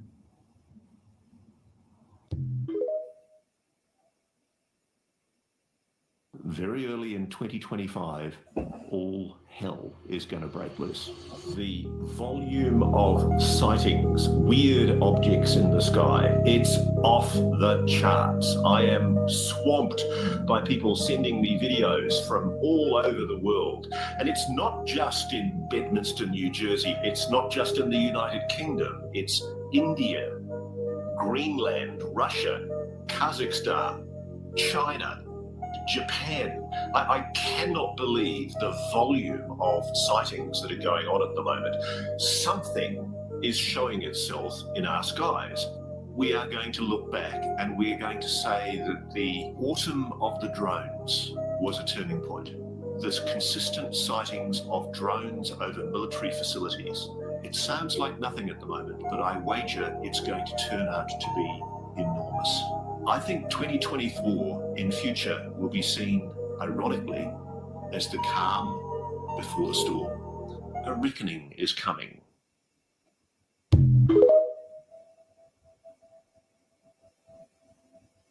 Hey, we're in Hillsborough, New Jersey. A drone went down here about 12 a.m. last night. Everybody knows what I was saying a second ago was just the fact of the matter that we got to be careful because they're not really expressing us anything that's really truthful. And they say it's drones, but they're not really showing us no pictures. They haven't really, the way that they're acting, like, I think this is the time that we recognize that they don't care. They're not going to tell us shit about what's truthful or not.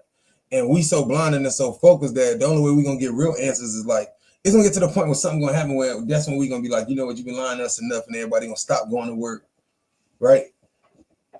Simple shit. As crazy as it sounds, we be enslaved on our own consent because all it takes is for us to get up and everybody be on the same accord and be like, yo, I'm tired of all the lies, and nobody goes to work and do nothing. Well, they can't fire everybody. It's that simple, but it's that complex because look how nervous and scared people are. But it has to be everybody on the same accord. And we clearly have things going on, and they keep us occupied so that we can't pay attention. They showed us so much in movies and stuff like that, so when things happen that it wouldn't distract us. That's what they mean by desensitizing. They desensitize us now, even though this crazy shit happening, we like, oh well, we're going to work the next day, go on with life. We have news drones out. There's news channels here, hazmat, the whole nine, looking for leftover pieces of this crashed drone. Everyone's saying it's not real, it's not happening. It's real, it's happening. It's here. These people inside the Hollow Earth have been living there for 2,500 years. There is one continent inside the Earth and one ocean. Their capital city is built around the original lost Garden of Eden. The vegetation grows like a paradise. The people live to be up to 800 years old. They communicate with telepathy. The inner Earth people have built these androids that fly their flying saucers out to reconnoiter the outer Earth. Our government has been knocking flying saucers out of the sky and back engineering these flying saucers. The people that live in the Hollow Earth are not extraterrestrials. They're from the lost tribes of Israel.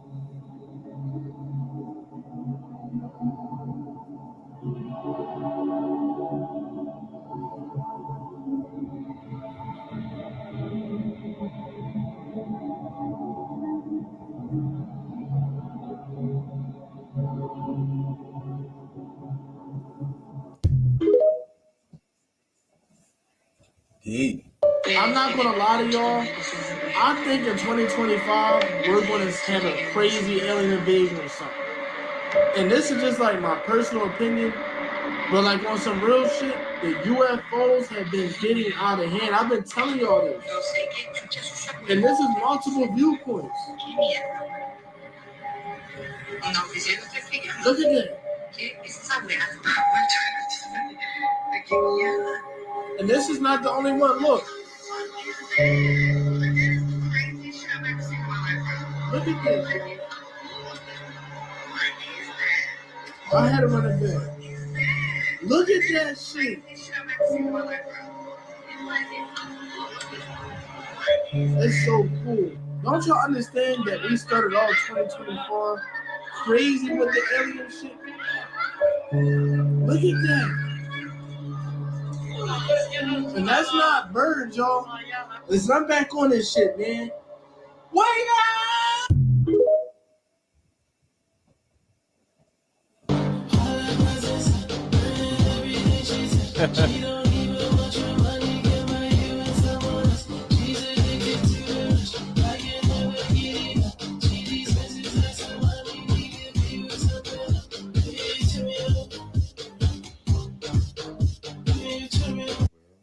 They have been telling us for a while. Check this out.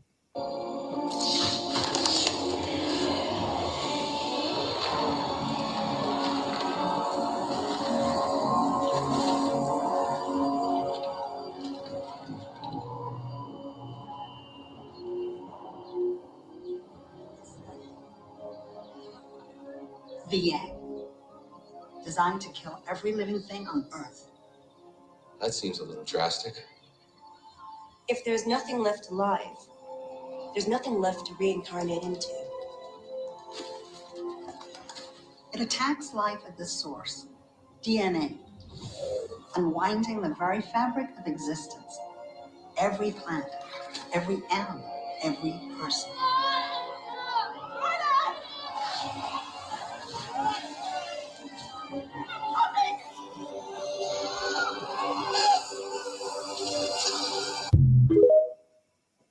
Crazy. They ain't telling us something.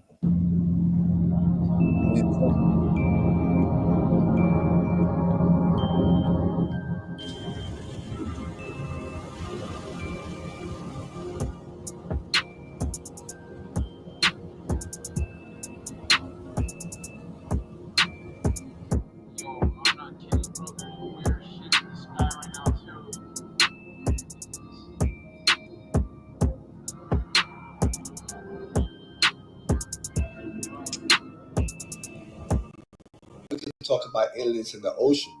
Can we talk about this right here? Can we talk about how big this thing is? It's huge. It's over 400 feet tall. Why is this thing so big? If this is just a test, why are we using so much material? This thing is huge. Just for it to go into the ocean. Into the ocean. This thing can carry, just in the cabin, 2 to 4 shipping containers. You know, the big shipping containers? You know what I'm talking about? I'm telling you, I went down the only... Think about what he's saying right now. I really thought about this the other day. And I'm going to go here tomorrow. I'm going to find a video. We're going to start here. Yo. So they was testing out nuke bombs about in the last few years, but they was testing these new bombs they came in the middle of the ocean, right? But they tell us that we know more about outer space than our own oceans. And they also tell us that we haven't explored much of our oceans. So if we haven't explored it, as they say, and if we know nothing, and while they said they're testing bombs, so what dude's saying, this thing is 400 feet tall and it's full of nuclear. While we can do a practice run using less material. But not only that, why would you be shooting a nuclear bomb with radiation and fucked up material into the ocean? Like, even if it's just a test, like you say you test on the desert, okay, because it's already barren and the land fucked up. So why would we test a nuclear bomb on land? I mean, on the ocean. Because even if you just playing, then the radiation does what? Then the radiation is left in the water and all of the bad stuff. It's going to destroy the fishes. It's going to change everything, right? And it's going to throw the planet off. Why would you be testing bombs in water? Because they're not testing. That means they found something and they tried to nuke the civilization or the beings or whatever they found. And that's what we got to start asking ourselves. That's the point that I wanted to really point out to y'all in that piece. Rabbit hole with this thing. Because I'm like, you guys are spending so much money on these rockets just for them to go out in the ocean. And when you look it up, they have a space retrieval team that goes out into the ocean and picks up these parts and brings it back. But as you can see here, this thing is exploding. There's an explosion going on. Know what we know now. This is not taking the monetary expenses into consideration, but let's explore them. $67 million per launch. So you're telling me that you're spending $67 million just to throw that shit away in the ocean? $67 million. For what? For what? Makes you wonder, huh? Me too. They got going on in the ocean. They got a war going on in that motherfucker. Y'all seen Aquaman and the war they had in the ocean? Y'all seen Black Panther, dog? They been telling us, putting it in motherfucking movies. It's in Memphis. Yeah. Oh, so that's where you were? Yeah. I see. Memphis, the capital of ancient Egypt. Right. Yeah, you're bringing what? Perhaps that's where. I'm not confirming nor denying this, but I'm going. I always say, remember, Memphis was the capital of Egypt. And we keep thinking Africa, Memphis, Tennessee, because Egypt, like that whole area was up, it was called back in the day, ancient mass, Upper and Lower Egypt. And the Nile River was America's. There's a lot that we're going to learn through time that we probably going to get to see in our lifetime. I want to explain. Okay, so I might be way in left field with this, but I seen a post say the Anunnaki is here. The electric keeps going out at my job, and now look at these cars. Look at their lights.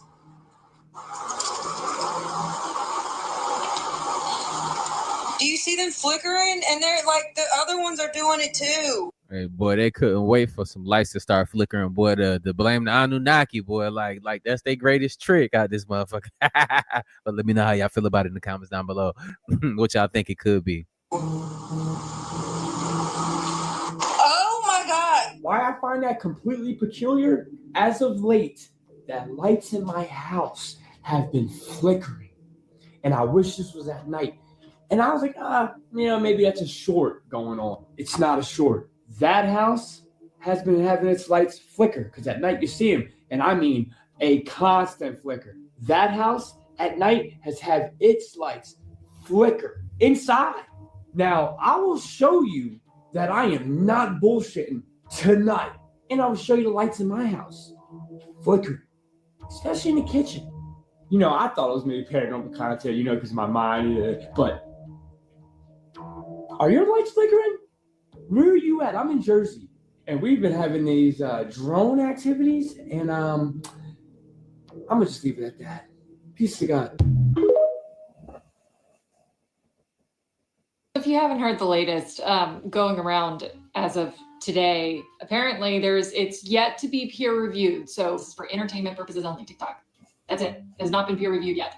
But they just released a study saying that. Do y'all not remember? Well, I don't know if y'all seen it on the news. Just about a month ago, before all of this, in the Jersey drones, they said on the news that a planet or some type of, well, they said an asteroid was gonna come in between the Earth and the Moon, so we was gonna have a second moon for a couple months this year. And then it was gonna leave and go back out. And I'm thinking like, wait, so an asteroid flies in and stops. And then after a couple months, they claim it's gonna fly out. But they said you're gonna see this second moon for months. And I'm thinking like, hold the fuck up. Not one time in school growing up have they ever told us about anything in science about it being a second moon coming in every so often. Not only that, they did another broadcast on it, and then they said that, well, it's an asteroid, it's not really a moon. But then my question is, how does it fly in without, and we got gravity in our solar system to keep things coming towards it, and then how the fuck do it fly back out? This was the question I had. Essentially, what they think is that a planet roughly about 50 times the size of Jupiter, or a mass about 50 times the size of Jupiter, entered our solar system and basically mixed up all of the orbits. Maybe it is because the lights is flickering and shit. I bet. I love you, bye.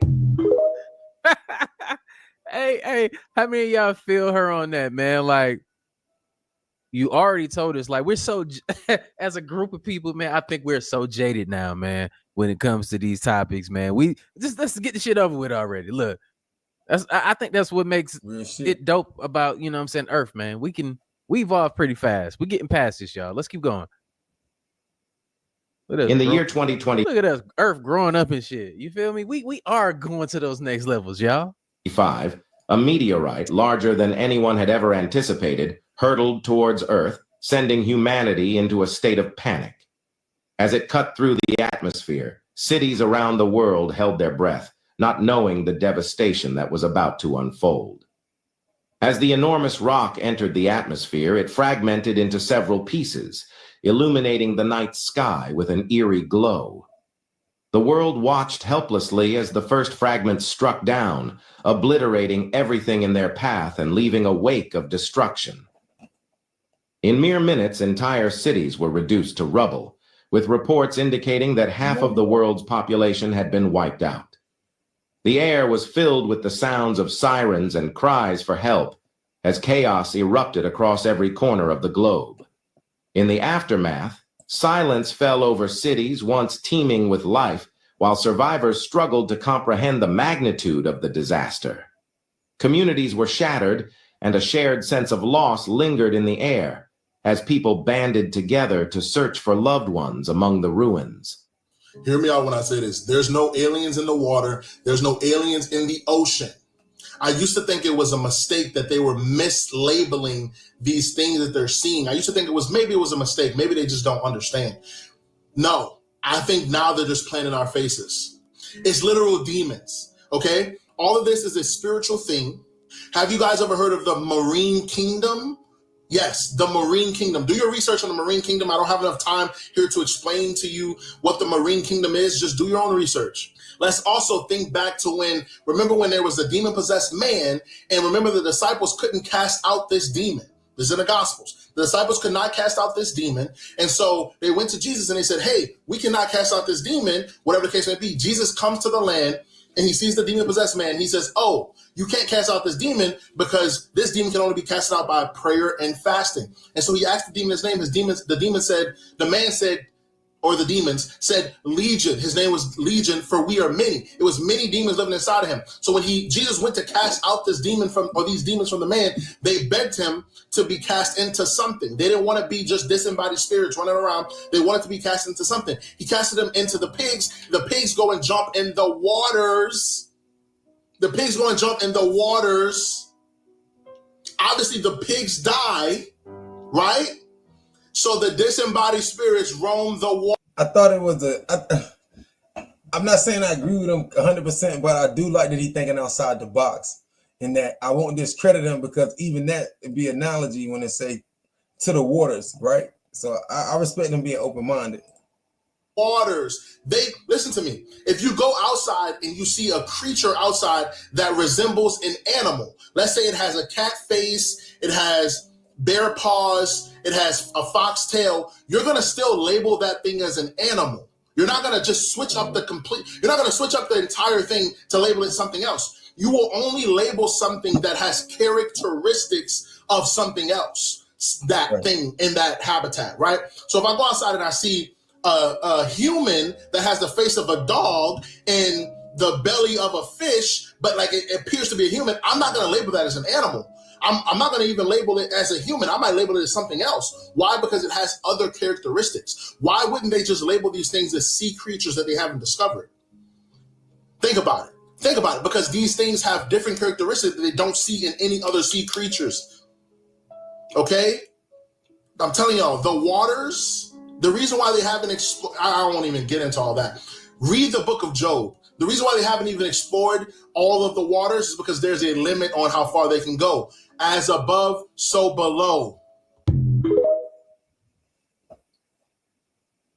And has the water not been a portal? Can you come through the waters of your mother's portal? Water is the original gateway. It's literally the ultimate transporter of life and energy. But what makes you think it's any different from what they consider aliens? If you cop a color like me, then you better know what they consider you. Water has always been the bridge between dimensions, as well as the unknown and the unseen. Since we asking questions, Extraterrestrial. what exactly did y'all think octopus were? Or octopi, however you say it. You just thought they was regular sea creatures too? I don't know how, because they've been given alien prototype from the jump. Nah, that's facts. I like her mindset on this. That's why I brought this to y'all, because for one, when I said these are the conversations I've been having for years. One, they say the sky's a reflection of the water. We're going to run through it, right? Then in the daytime, and that means at nighttime, the sky's a reflection of the water, right? They say in school, the eyes flip things upside down, right? So everything that we understand is opposite. So first of all, that would make that we are walking on the ceiling. If you flip everything, the ocean is really on the top. But it's a reflection, right? So we come through our mother's waters and we come out. That's facts, right? We figured out a long time ago, it was this show on the sea a couple years ago with a guy that was on this show where they was like deadliest catch. Every time we seen a captain, he had a shirt that said firmament. This captain is aware that the firmament is part of the water, right? When you say the UFOs is coming out of the water, it's because, right, when we see rockets and stuff, then we got to start asking why every time astronauts come back from outer space, right? They get them out of the ocean. They try to make it seem like, oh, they crashed on the ocean because, you know, you ain't got to worry about destroying no trees and land. Great excuse. Great fucking excuse. They go get them out of the ocean, right? And when she bring up the octopus, Everything about the octopus DNA doesn't fit anything of Earth, right?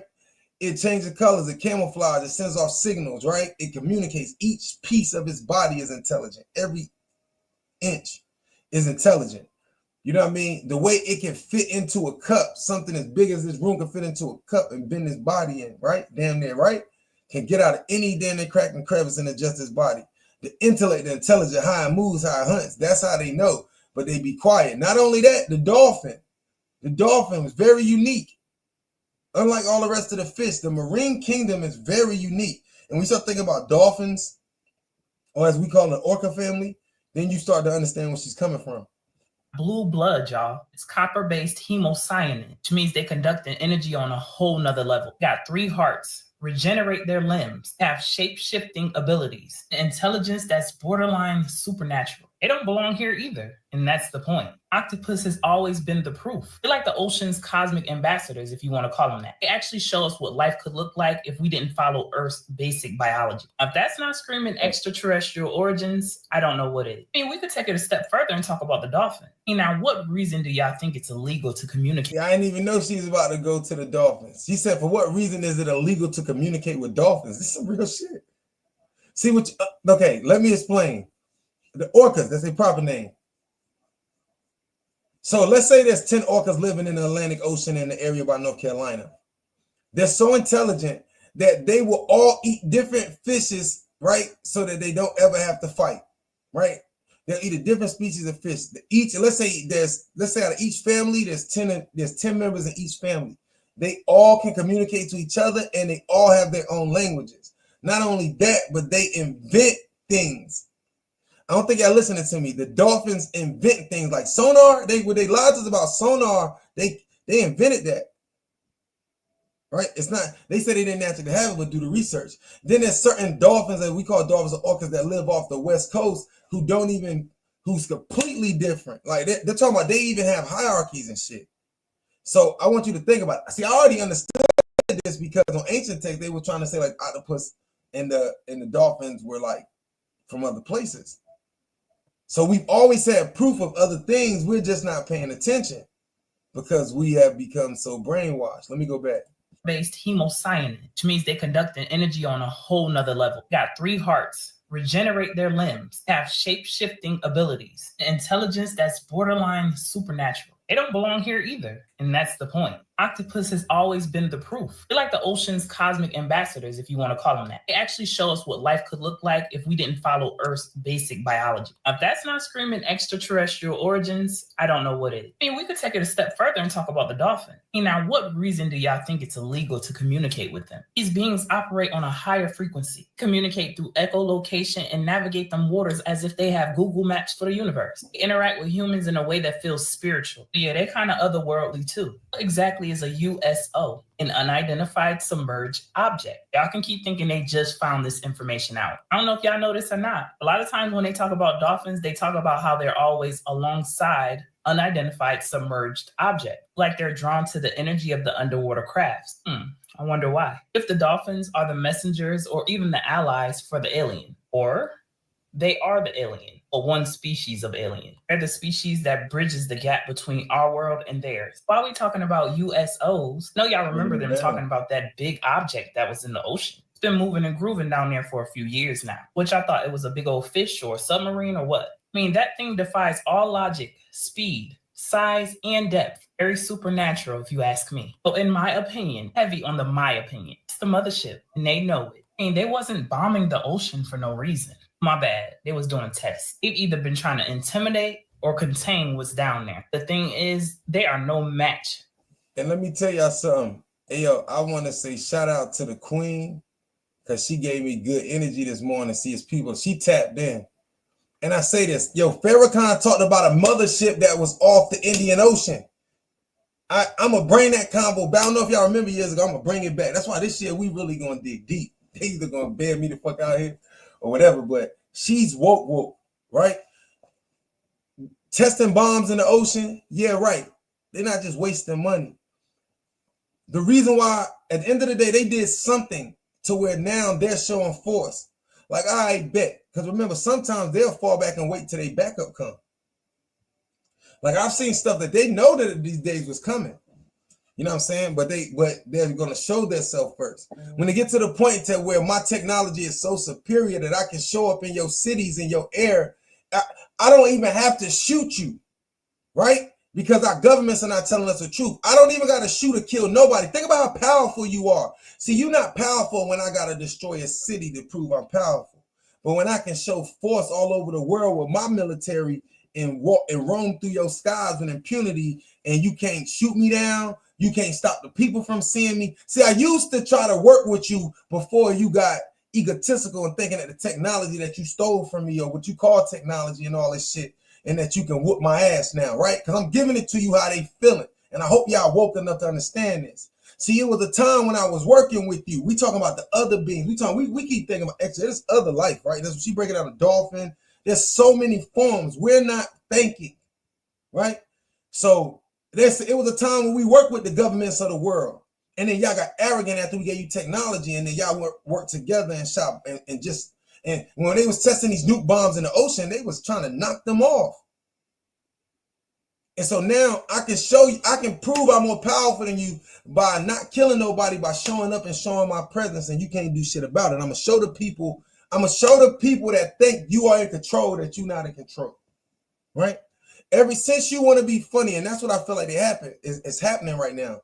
They're doing so much in our lifetime to show us, and we so occupied. Like that's why I said their job is to keep us occupied. And if we spiritual enough to know what she's saying is that, yo, there's something here. And clearly, if it was just here to destroy everything, why hasn't it? Right? What is the point of what it's showing? Right? Who are they going against? Right? Remember, people in power, who the people that's running the universe, or so-called the world right now, do we ever think about their time is up? Regardless of what we believe or what we think, I started realizing like 2 years ago when we talk about this USO or UAP, right? These things are moving at such high speeds and doing shit that defy all our mathematics and sciences. If nothing else, we should understand, even if you don't believe in none of that shit, you should be smart enough to know that everything they told us was a lie. Because whatever the hell this is doing shit that go against our mathematics. It's doing shit that go against our sciences and everything. And then the sickest part about this shit is, yo, they gave us disclosure. That's the most disclosure we gonna get, bro. What they gave us on TV when they were saying, oh, having the meetings, that's all we getting.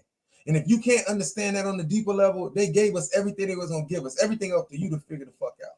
So I hope that y'all really woke and understand what's really going on right now. So when she brought up the octopus and the dolphins, why is it illegal again for us to communicate with dolphins? And not to mention that they really some predators though.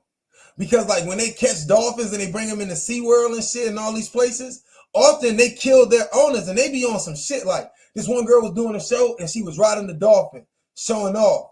Yo, they looked at each other and he popped up in the air with her tail. And then as soon as she hit the water, as soon as she came up, the girl, she jumped in the air. As soon as she came up in the air, she belly flopped and broke all the bones on her body and killed her ass. They are intelligent. First of all, they smarter than us, and we so sick mentally that we gonna enslave them, right? So that the government knows. So why you think they took the orcas at SeaWorld and was showing you how smart they are hitting balls? Yo, no, that's called emotional abuse and psychological abuse. And every time the dolphins get a chance, most of the trainers get killed by them, right? So I just wanted to point this shit out to y'all. Another point. For the advanced technology that these beings had. Those explosions were messages, and trust me, they wasn't sending no welcome card. Let's wrap this up. The water has always been a portal. Ocean has always been the final frontier. From the myths of Atlantis to the stories of the Leviathan, even the many stories about mermaids. These humans have been aware about other creatures for centuries. We knew they were beneath the surface. Don't get confused now because they saying aliens in the ocean. Ask yourself, what do they classify as alien? Y'all gotta know they've been priming us for this moment for a minute now. All the movies, the mythology, so-called alien disclosure. I'm gonna stick to what I've been telling y'all. This was strategic leading up to PBB. I'm not gonna say it, but y'all gonna have to read between the lines. And just get ready for the invasion. Guess who they gonna blame? Them same aliens they just briefed y'all about. We've only explored 5% of the ocean because their technology is not advanced enough. Remember that video about that man that discovered the ocean within the ocean? And all of a sudden he came up, unalived. Bombings, the blue blood, massive object moving underwater. It all start to make sense to you. Water isn't. I brought all of that. I'm gonna bring back because I brought it up years ago. I showed you they found the ocean in the ocean, and the water is denser, so you can't go. You gotta be able to understand how to get through it. So that right there itself, when they found that, they had a submarine and a camera on it, and when they found the ocean in the ocean, the submarine couldn't go through it because it was a lot more denser, right? But then right when they thought it couldn't go through, some like a fish came right about the bottom of the shit. So that's when they knew, like, okay, this shit deep, this is different. You know what I'm saying? And they've been priming us and prepping us for this shit. When I think about the Wakanda movie, right? When I think about the ancient scroll, they said the fish people taught man. It fucked me up because for a while it's like, you know, you can see it on a symbolic level, like, yo, the Pisces in his mind, right? The fish, right? But then you start realizing, like, how would you classify beings that come out, that's human, that come out to sea? Or human-like, or anything, like you're gonna say the fish people, because only thing we know that we see is fish, and those type of creatures come out to sea. It's always been, they got hieroglyphs of a man where his body is of a fish, but he got legs of a man. You know what I'm saying? He got the fish. It's like it's a fish head, but out the mouth of the fish is a human head. That's how they represented it. But I believe that they was trying to show you like it was a creature from the sea with the intelligence of man. Just a portal for life. It's the portal for the unknown and the unseen. Answers have been beneath our feet the whole time with the dolphins, the mermaids, octopuses. The real question is, what now? Why now? The only answer I can give y'all, keep your head on a swivel. Because they didn't tell us this for nothing at this exact time. Right. Always a bigger picture at play. But again, these are just my thoughts. Meaning, and I love how she thinking. Meaning that what we should have realized, our government only would tell us something when they're forced to. So when they gave us disclosure, we should know that they were prepping us. That's when I say that's all they're gonna give us, it's some shit about to happen. You know what I'm saying? And there's some shit about to happen in this year that's coming up, right? That's gonna throw everybody the fuck off, right? It's everything about to change. So that's why, and it's been going on. There was a war in Nevada in Area 51 where they had to go. They realized they was kidnapping humans off Earth and shit, so they had to go. There was a war there, so they're constantly in turmoil. They bombed the ocean a few times. They found these giants in Afghanistan. They bombed that. They called the bomb Moab, as if the Moab bloodline is the blood of the Moors, which is crazy. That's why they call the bomb Moab, mother of all bombs. That bugged me the hell out. It's been a lot of things they've been doing. Admiral Byrd, when he went to Antarctica, he said he went past Antarctica. He found a continent that was bigger than all the continents in America. And then he met some beings who had saucers. And then when he came back, he told the U.S. government, all the nations of the world shot nukes at the sky. So all of this is public record. That's what she's talking about in a lot of this stuff. So if they said anything to us, that means they were forced to. And we live in a place, and especially in America, where they're gonna tell us when they're gonna tell us they ain't even gonna tell us the truth. They're gonna tell us once them doors open up and motherfuckers start walking around and shit start going left, then they're gonna start telling us little detail because they got to in order for us to be able to buy in. Or they could be faking this shit. You gotta get in the comments and let me know your thoughts. Peace, love, and light, and gratitude for watching. Hey, boy, she broke that shit all the way down, didn't she? Hop like that shit all the way down, bro.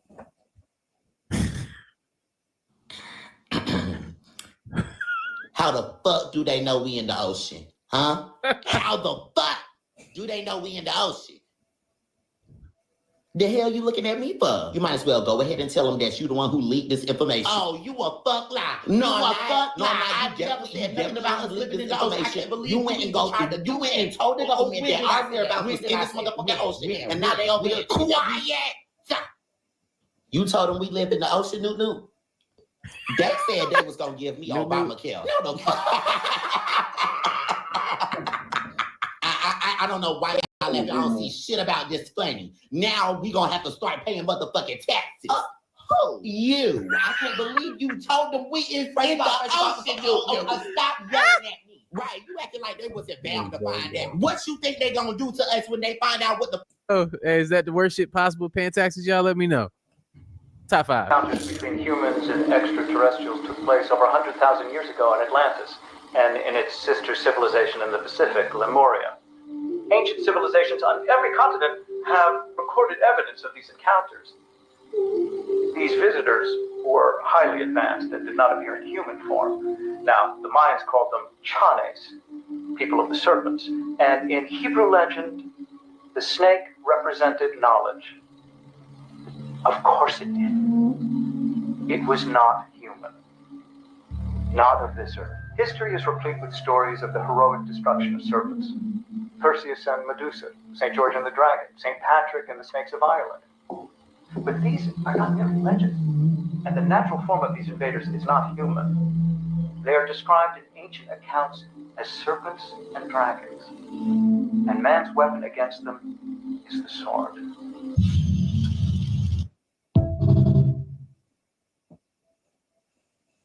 Said a man's weapon against them is the sword. Speak.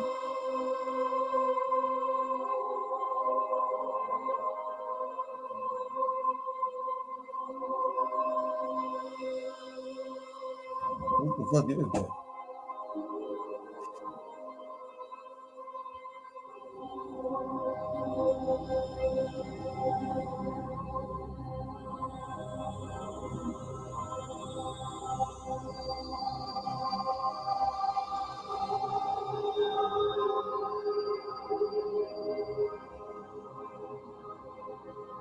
That's crazy.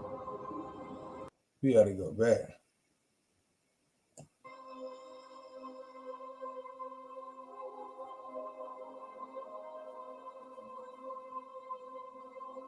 Some shit came out. That came out right there.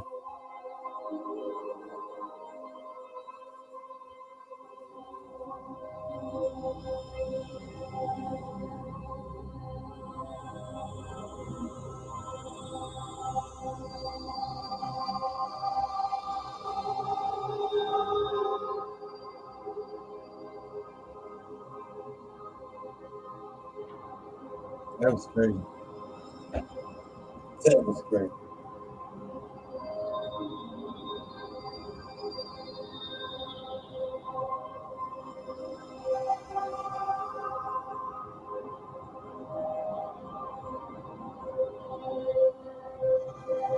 Crazy, man. We don't even know what the fuck going on really out here. That's the sad part. We just as blind. They kept us blind to everything that went on.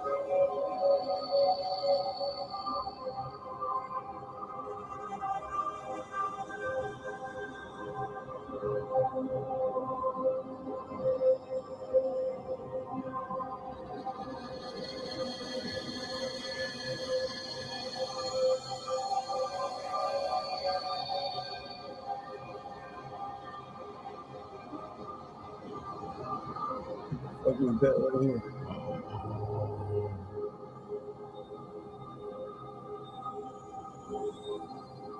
What is that?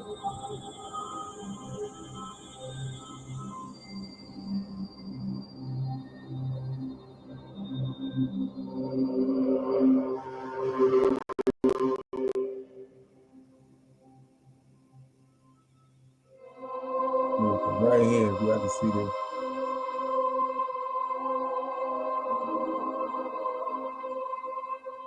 This footage is crazy.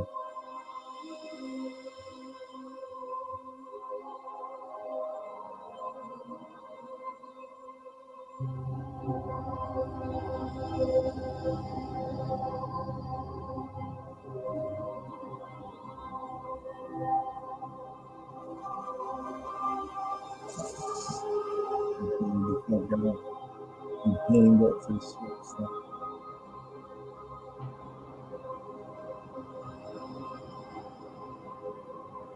Let's see, I think this is dope footage though. You won't get to see a lot of eye opened up if you need.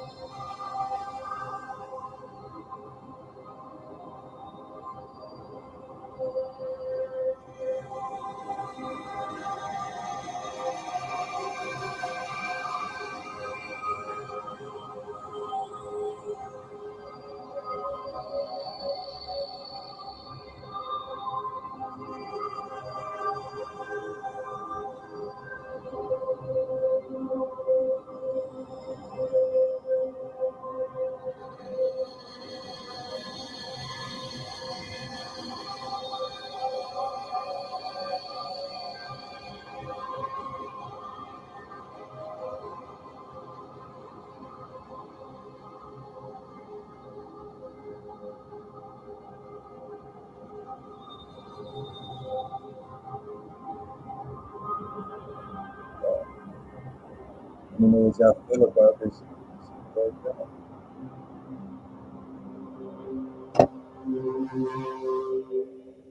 How many people would Now, did that like I ain't want to interrupt that little segment right there, man, with any talking. I just wanted y'all to really like see that. Now, are y'all thinking what I'm thinking with that?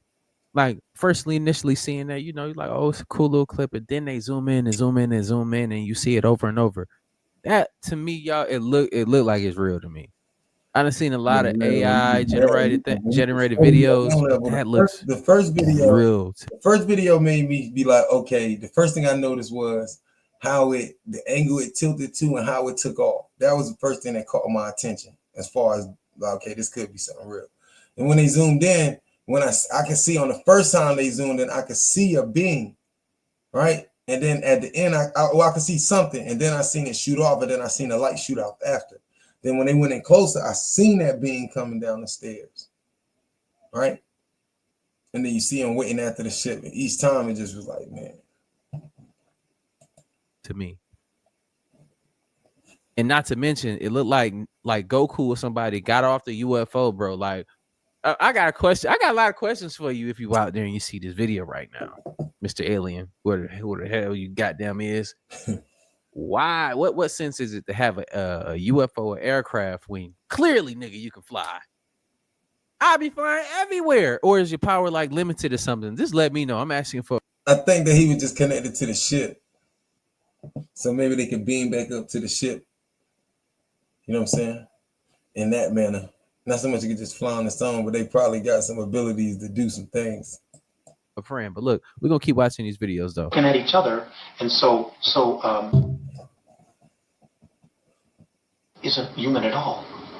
But it's pushing all our buttons so that we're so busy looking at each other and so neurotic about each other that we're not looking at the real reality here, the real cause, which is another race or races that are here who are totally playing games with us, feeding off our energy. Then there's Orion, the Orion group. Then you've got the Greys. And the only time they feel satisfied is when they've got a 5-year-old child tied down, torturing them for 6 weeks, and, quote, using them up, sucking their energy out, torturing them to death slowly until they're not even horrified anymore and can't beg anymore and can't be in total horror anymore. Then they kill them. That's like a drug to them. But then they eat our blood. Really? Yeah, they eat it. Yeah, they want our blood specifically. We're doing this. And the Greys help them get people. So the Greys help abduct people, usually children. You know, there's 1 million children that disappear every day. I mean, every year in the United States. 1 million every year. That's crazy. And they never find the body of the bone. Say the word you want to say. I'm not saying that I want to say it. I'm just saying that I can't. Sure you can. Say it. Say it right now. I will say it with you. Oh, this is hypocritical. You know we can't. Sure you can. This is America. Both of you. Say it.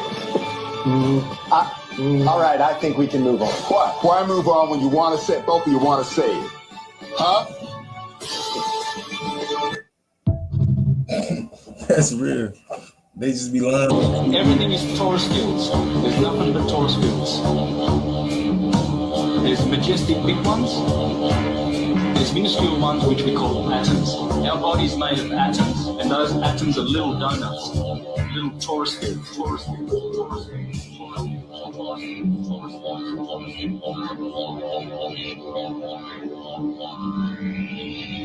The Earth is in the middle. It's the middle garden. The center. Here is the dielectric inertial plane. And so are the 7 planets below us. And then above us, you have 7 planets. Dhruva, whole star, where Rama sits. And he has created this world, this cosmos, this universe. The outside of the Taurus field, this is what we call the firmament. So when we see those fixed stars precessing, it's crystalline in structure. This is moving and turning.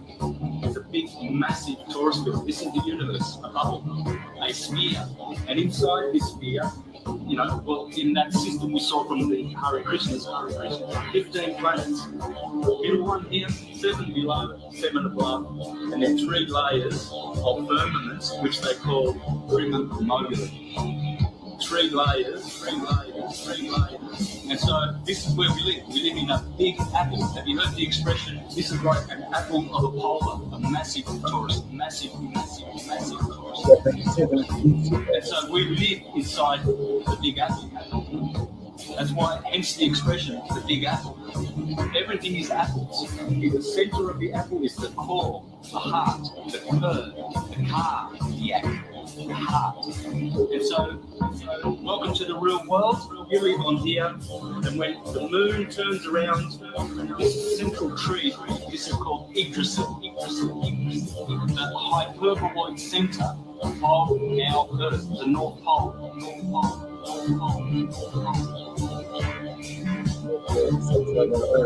Hyperboloid center.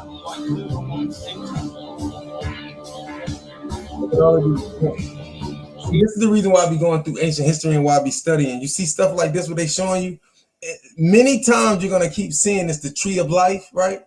But it's always show you there's something underneath, something in the middle, and it's saying the earth that we live on, and we are in the central part, like the central seed. Like I say, the earth being like an apple, right? Because it got the points in the middle.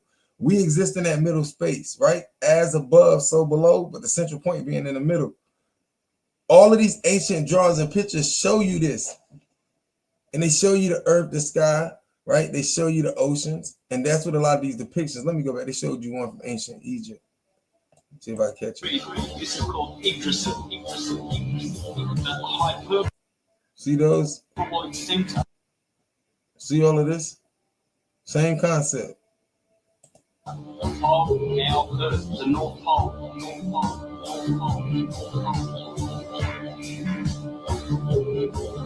Hyperboloid center. Right here. Same concept. Now that's on the walls of Egypt. But see, now that they start, see, that's why information is powerful. So now they always ask yourself, why did the ancestors, why did pharaohs always talk about like they buried themselves with boats? Think about this shit. This ain't something I read. This is something that I started honestly thinking about. You see on the back corner right there, they on them boats. Well, the ancient Egyptians is saying like when they crossed over, they were saying that they were, you know what I'm saying, going into the other world. So in the middle is our world, right? If you notice in Newt's body, that's the blue thing. If you notice, all of the stars is in her body. See, this is Geb, or who we call on a zodiac level. The guy on the ground would be the February, aka Pisces Aquarius, right? And this would be because everything has multiple meanings. This blue person would be Newt, which is like the Virgo. But if you look at this, God of the earth, God of the skies, right? This is the ground, this is the sky. Because look, this represents the sky on different levels. And then above the sun, right? The sun and the moon, the sun is here.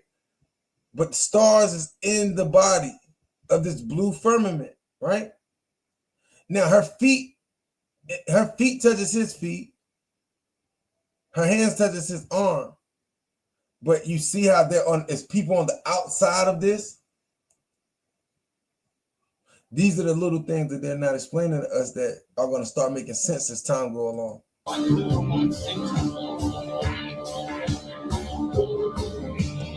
Here is the south pole. When you go further beyond the other land, beyond other land, beyond.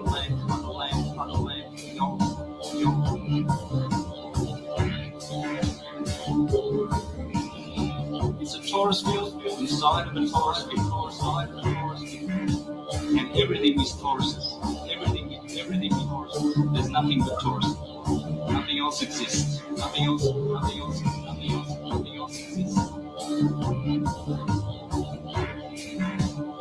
See that what they're showing you? That's the system and the cycle. So the sun and the moon, that's why we only see one side of the moon. Something's artificial about where we are, because all the rest of the planets, as they say, their moons orbit and they spin around completely. Our moon just stays in one place and it shows you the same side. It doesn't spin, it's just locked in the orbit. So I'm just showing you that a lot of these things, if you study and research, you see these things over and over and over and over again. And we have to start understanding that there's more to this story.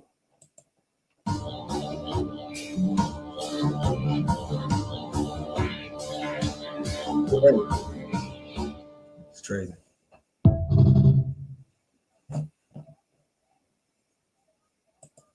Going to have these some kind of weird confrontation, visible contention, which we could probably call in term combat in the skies that will show up, and it'll show up at a predictable point, which is probably something over a month, and we'll put down 30 days or 39 days, something over a month after the temporal marker of Trump and Rogan. And that's just the beginning of all of this, right? So in my understanding of what we were looking at back in 2009, and I can't refresh because again weren't able to keep any of that data. We ended up with a situation where, in my opinion, melee may be a couple of months past the visible contention point. The visible contention will go on, not continuously necessarily, maybe intermittently, and maybe sporadically in terms of where it's located. And then it will degenerate in one of these combat episodes or combat encounters into a melee. And in this sense, we may also find that at that period of time, just coincidentally, we got political chaos, and because we may be talking January, and we may end up with a melee itself on the ground, where, as above, so below kind of thing, right? But the melee in the skies was what was being forecast in 2009. It's odd that we didn't find a lot of references about crowds and their reaction, okay?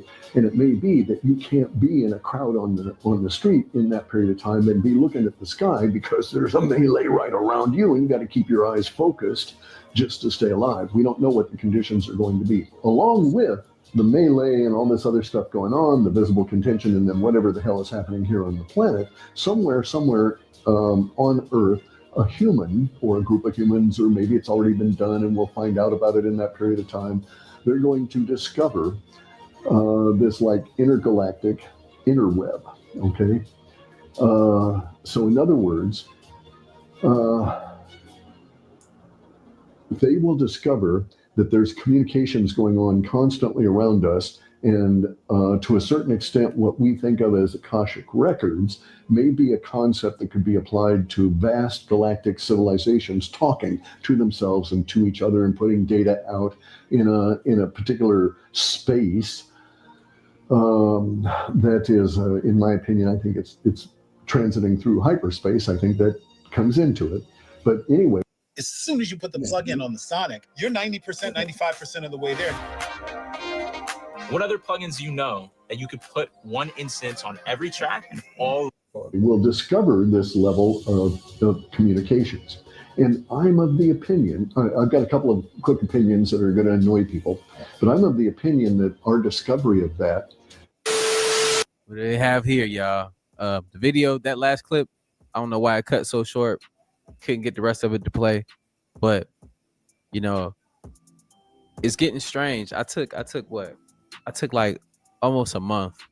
I was in and out of the hospital with my child, right? But the thing is, I was still seeing what was happening out here in the world, and believe me, y'all tagged me in so many things that I can't know what's not going on in the world, and I'm just sitting back.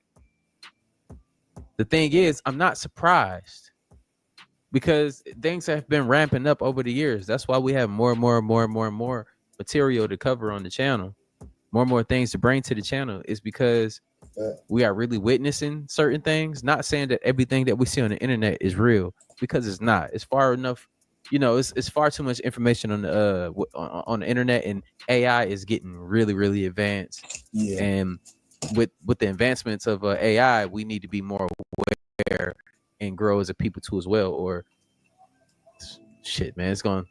Yeah, I've been seeing all these movies that's been coming out with the AI women busting down, the husband, the man in the household, and getting violent and stuff like this, trying to protect the man.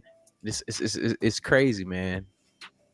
They're giving you precursors, and then also they are to piggyback on that. They do have. I will say this. I gotta say it the way I feel. I could not understand why in the fuck did they advance AI so much. You know what I'm saying?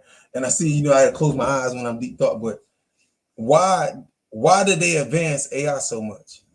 like in the last couple of years, do you realize how they was like, we for years had certain advances, but now they're like, they were saying they can think on its own, they can do A, B, C, and D. Well, what are they afraid of, and what do they need AI for, to the point that they were willing to risk certain things to advance it to where we are today? So my question is, when we put it all together, you got the extraterrestrial sightings, as we call it, or whatever you want to call it, UAPs, drones, whatever. We got AI that they let out the box. We got the debriefing at the White House, extras. Put all of this shit together. Think about it. Why? Why do they advance AI so fast, knowing it's dangerous? Why do they need AI? What do they need to integrate? They need AI because they need something intelligent that can go in the water or go in these places and be able to accurately record information. And technically, they would say that the computer has no fear.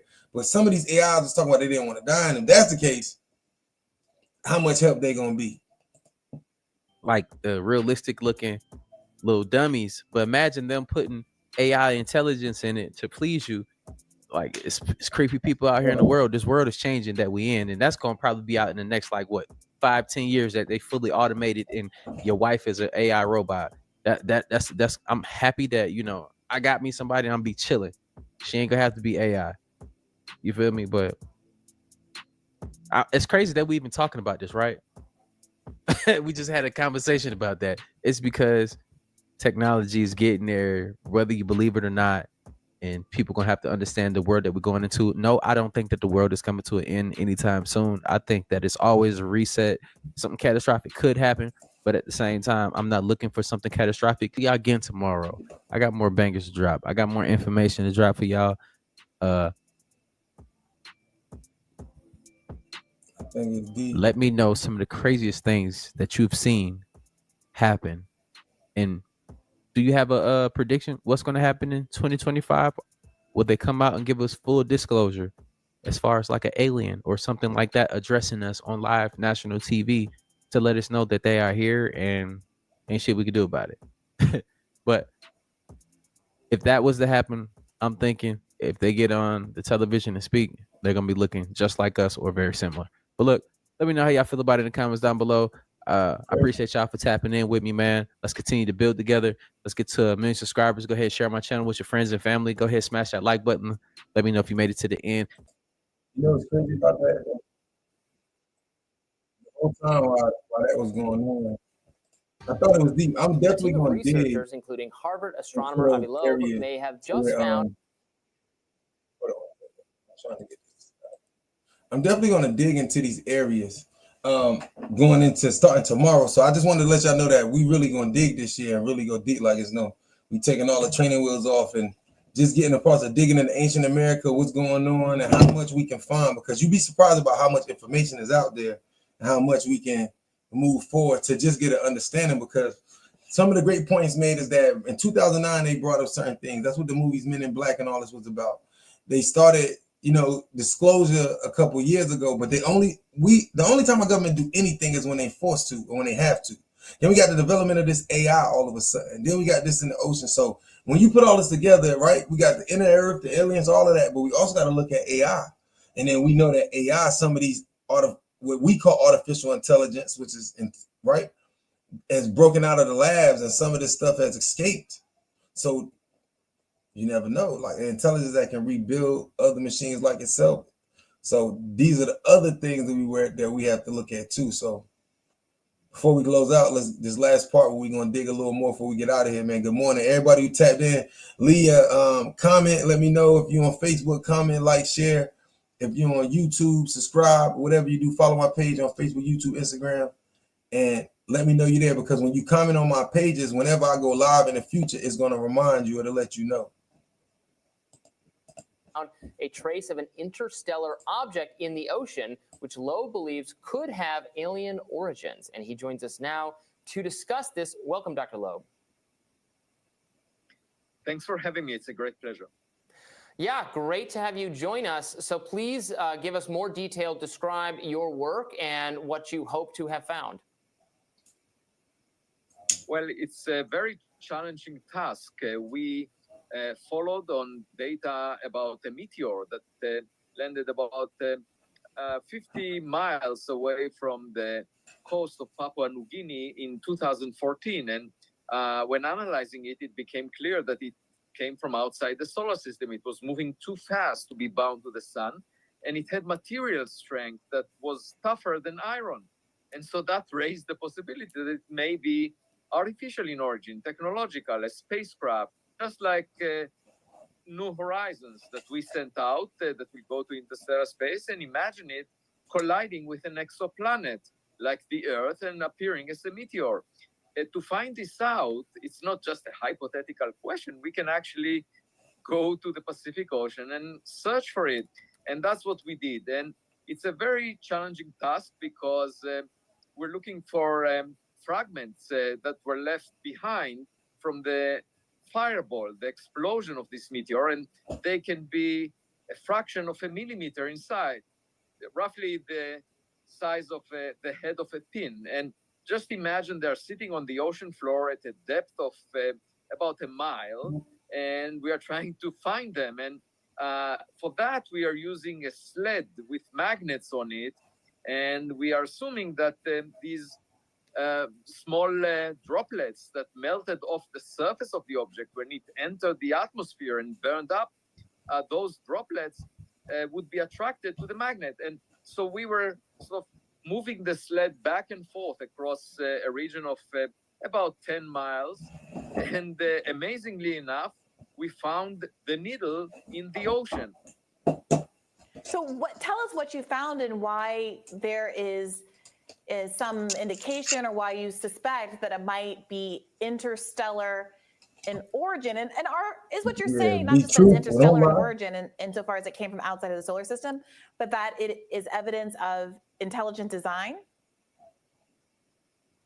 Well, so first about the interstellar origin, that became clear from the high speed of the meteor. And we discovered it based on government data. And then the U.S. Space Command issued a letter to NASA where it confirmed that the 99.999% that indeed this object was moving too fast to be bound to the sun, that it came from outside the solar system.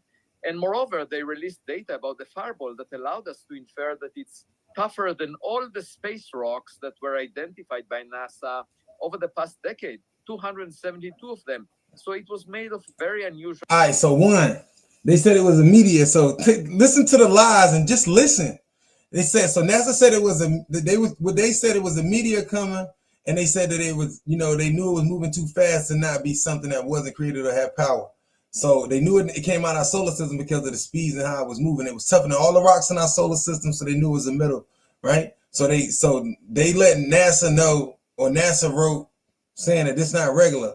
Then somehow they said it came to Earth, and then it exploded. And then they used something like a giant magnet on the ocean floor and pulled it up, right? They just told you, like, they're so good at reporting truth and lies at the same time that he's telling you that they already knew what it was and we shot it down. Or as they learned in like the 50s, certain spacecrafts or whatever you want to call them, they get thrown off by our radar system. It's like this, the system that the dolphins use.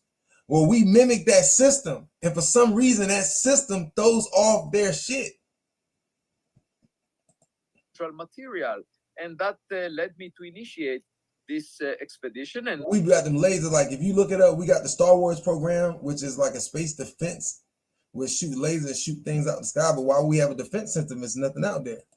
We have an exceptional team of researchers and support staff that allowed us to build this machinery that we are using to find those fragments that were left behind.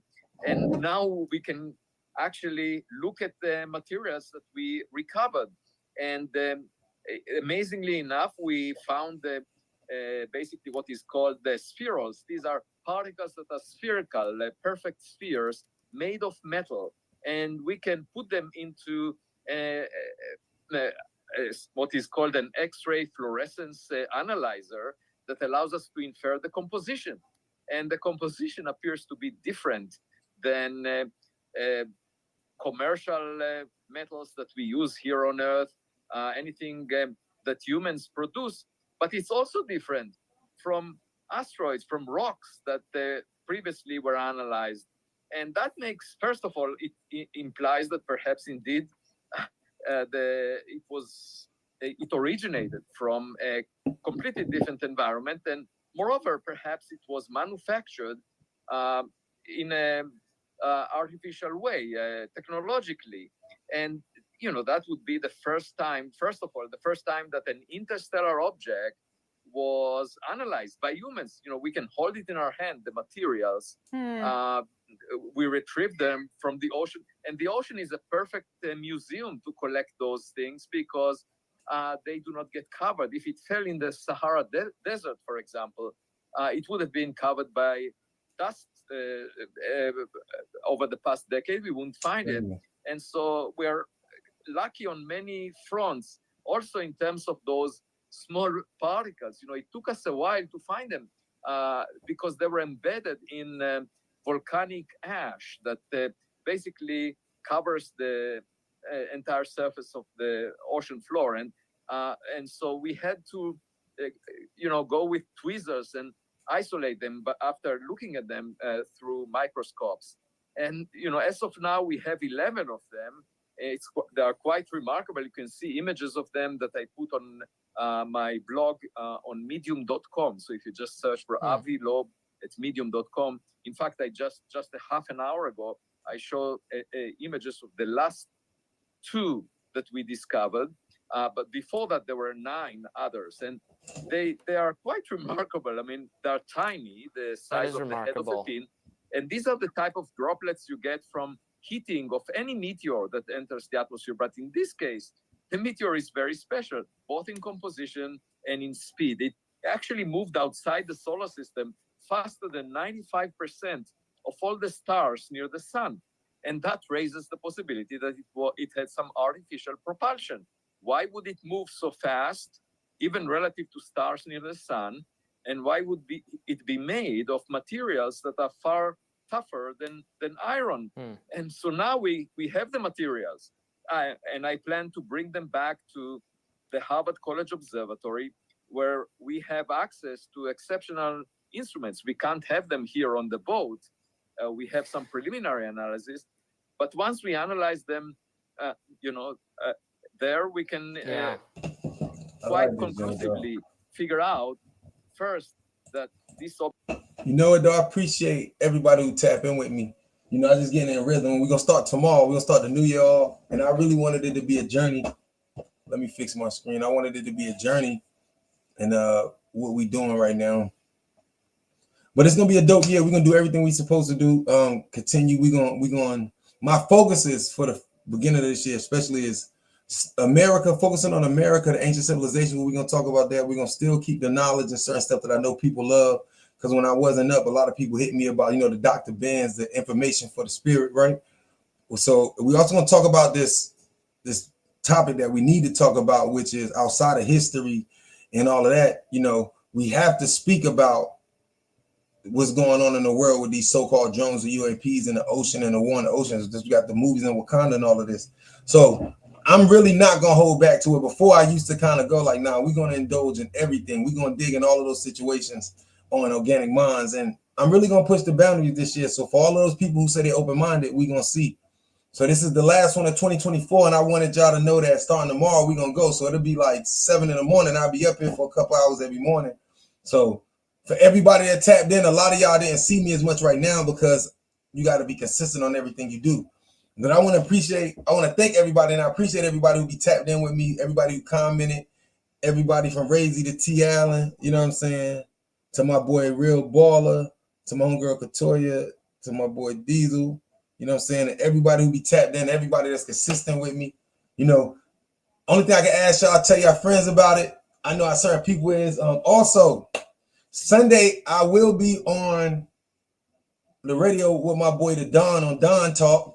So for everybody who tapped in, so we'll be up there. So I'll still be live on all platforms, but I'll be on my bro show, who will eventually be one of my damn near co-hosts of Organic Minds in his own right. Because I mean, that's just a person, and that's how real it is here. But I'll be on Don Talk, Dope Show on the radio, you know what I mean? And so I have him up here on my joint one day soon too, so we can bring it back and forth. But I just want to shout out the Don and T for his constant support and open mind. Like, you always know that, like, sometimes when I was discouraged, T would hit me, or certain people that watch me. And I got a homegirl from New York, and my other homeboy, the one I said Real Baller, he from New York, but he moved down here and all this. Like, I met a lot of people through this and learned that, like, I kind of created a family with people online just for the people I know, right? So one of the things I'm gonna focus on is that, like, one of the things as a creator, as a business person, like, focus on the people that you know tapped in with you. Whether if I got 10 solid people or 10 million or 10,000, we gonna lock in. So when y'all find this stuff too, like through the days when y'all watching shit, please send me that information. Shout out to my homegirl too, who be sending me videos and stuff. Like, I'm open-minded. Like, this is our show, so we can build on anything. So don't be afraid. You can send me something in my inbox if you're on Facebook and stuff. You can send me something in my inbox, and if you got an opinion and want to be heard about this, like, we can build on it too. So it's ways. If you want to get on the show, let me know, comment, inbox me. I'll tell you how you can do this in some mornings, because I can have 2 people on the screen with me or something like that, another person, and we can still build on these and watch videos. So, and we can comment. So I want to thank everybody for tapping in with me. Organic Minds, episode 15.